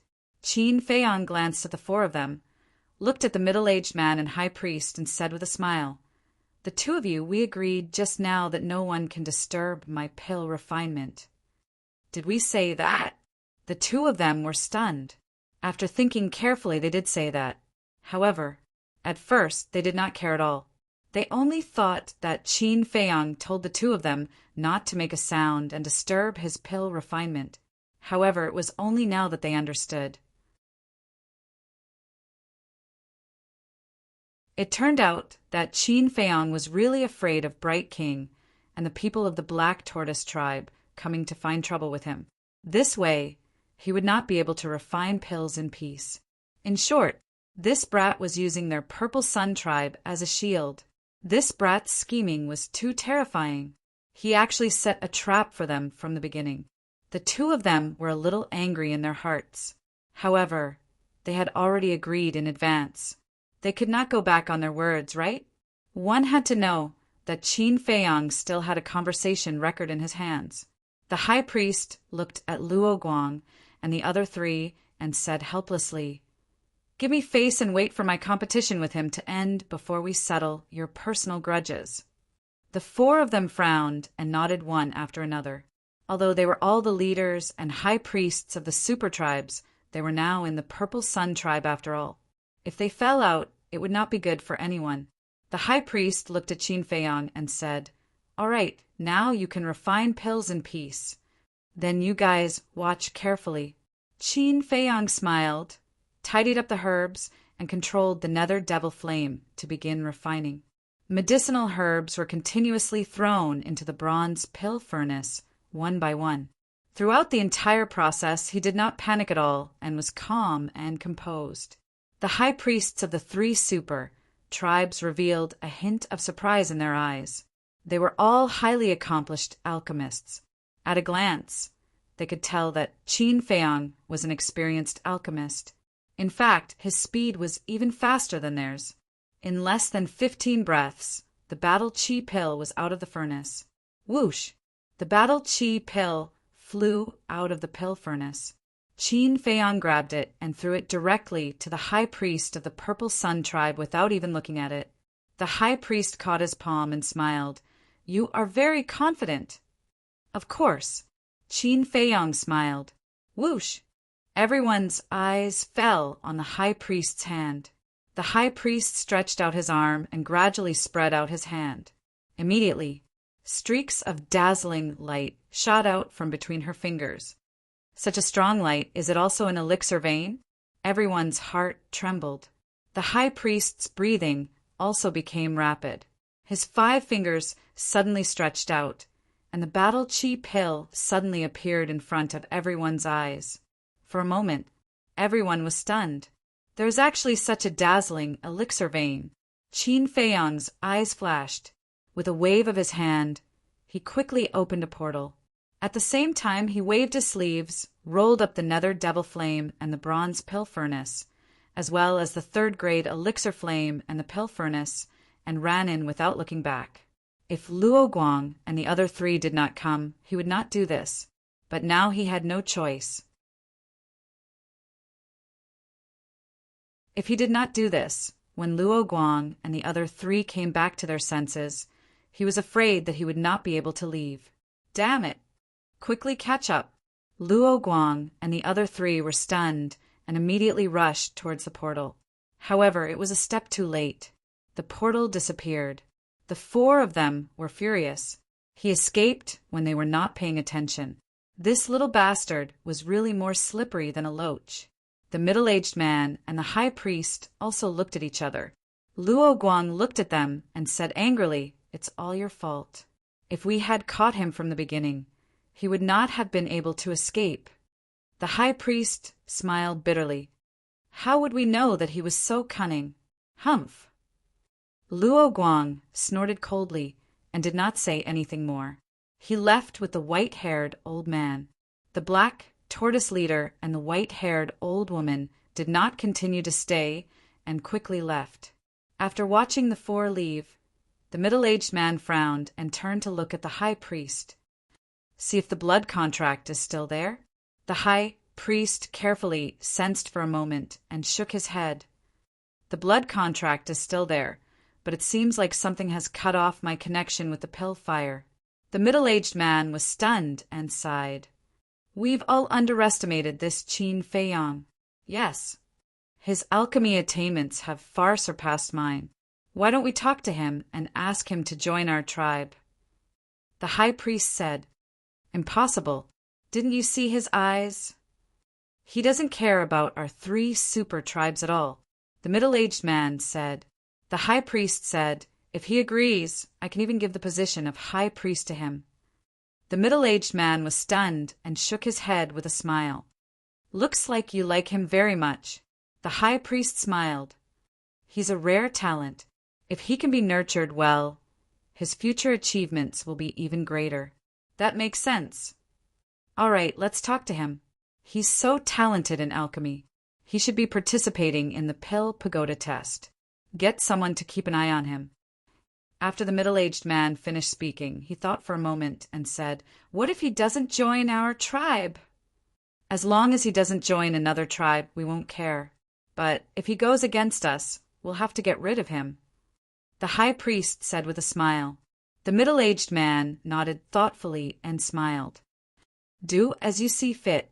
The high priest turned and left. A glint flashed across the middle-aged man's eyes. Then he closed his eyes and continued to cultivate. Sky Thunder City. Somewhere in the mountain range outside the city, a figure appeared out of thin air. It was Qin Feiyang. As soon as he appeared, he bent over with his hands on his knees and panted heavily. Although he looked relaxed in the Purple Sun tribe, he was actually very nervous, especially when Luo Guang and the other three arrived. His heart almost jumped out of his chest. Fortunately, there was no danger. Huff!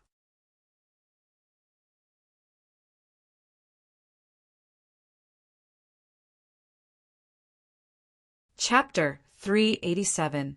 Early in the morning, a lot of people gathered at the city gate, making a lot of noise. Qin Feiyang walked over curiously. On the city wall, there was another arrest warrant. And on the arrest warrant, it was his portrait. In one night, he took away the elixir fire of 2 super tribes. Where did this Qin Feiyang come from? You're wrong, he took away the elixir fire of 3 super tribes. Yes, but because Qin Feiyang competed with the Ziyang tribe in alchemy and won the elixir fire. So, the Ziyang tribe didn't arrest him. People were talking about it. Qin Feiyang shook his head and laughed. The news spread really fast. However, when he saw the situation at the city gate, the smile on his face instantly froze. In front of the city gate, there was a long line. The 2 guards who chatted with him last night, each holding a Heaven's Eye stone, carefully checked every person who entered the city. Not good, Qin Feiyang muttered secretly. Brother Su, so you're here. Suddenly, a familiar voice sounded behind him. Qin Feiyang turned his head and saw Mu Qing and Mu Shui are walking towards him. Qin Feiyang was stunned and asked, "Why are you here too?" Before dawn, this matter has spread like crazy in Sky Thunder City. My sister and I are very curious, so we came to have a look. He actually dared to go and snatch the elixir fire of a super tribe. This Qin Feiyang is also a badass. Brother Su, don't you think so? Mu Qing looked at the arrest warrant and looked at Qin Feiyang with a smile. Yes, he is indeed very powerful. Qin Feiyang nodded. Mu Qing said, I also heard that when Qin Feiyang went to the Ziyang tribe last night to challenge, it was the priest of the Ziyang tribe who competed with him in alchemy. Qin Feiyang said in surprise, Are you kidding? How could the high priest of the Ziyang tribe lose to him? Yeah, my sister and I were surprised when we first heard about it. I only found out after asking around. So that Qin Feiyang can refine top-grade pills, and the pill veins are very dazzling. I really want to see this Qin Feiyang in person. Mu Qing chuckled, but a wisp of strange light flickered in the depths of his eyes. Brother, what's the hurry? Since that Qin Feiyang has such high talent in the Tao of Alchemy, he will definitely participate in the Pill Pagoda's examination. Big Brother Su, don't you agree? Mu Shui said. Yes. Qin Feiyang nodded and smiled. Mu Shui sized up Qin Feiyang and asked, Brother Su, what did you do last night? Why are you in such a sorry state? Qin Feiyang's body was covered in blood after fighting with the fierce beasts for an entire night. He also had many injuries. I didn't feel sleepy last night, and I had nothing to do. So I went outside the city to find fierce beasts to practice and increase my combat experience. Qin Feiyang smiled. Mu Shui suddenly understood and said, So that's how it is. Brother Su is really hardworking. Mu Qing's eyes flashed, and he smiled and said, Brother Su, you haven't registered yet, right? My sister and I have nothing to do now, so we'll accompany you. Then I'll have to trouble you. Qin Feiyang cupped his hands and said with a smile. The 3 of them left the crowd, lined up behind a burly man, and slowly moved toward the city gate. What should we do? Qin Feiyang looked at the two guards, and he was quite anxious. If they entered the city like this, their identities would definitely be exposed. Soon, it was Mu Qing and Mu Shui's turn to be checked. Both of them were fine.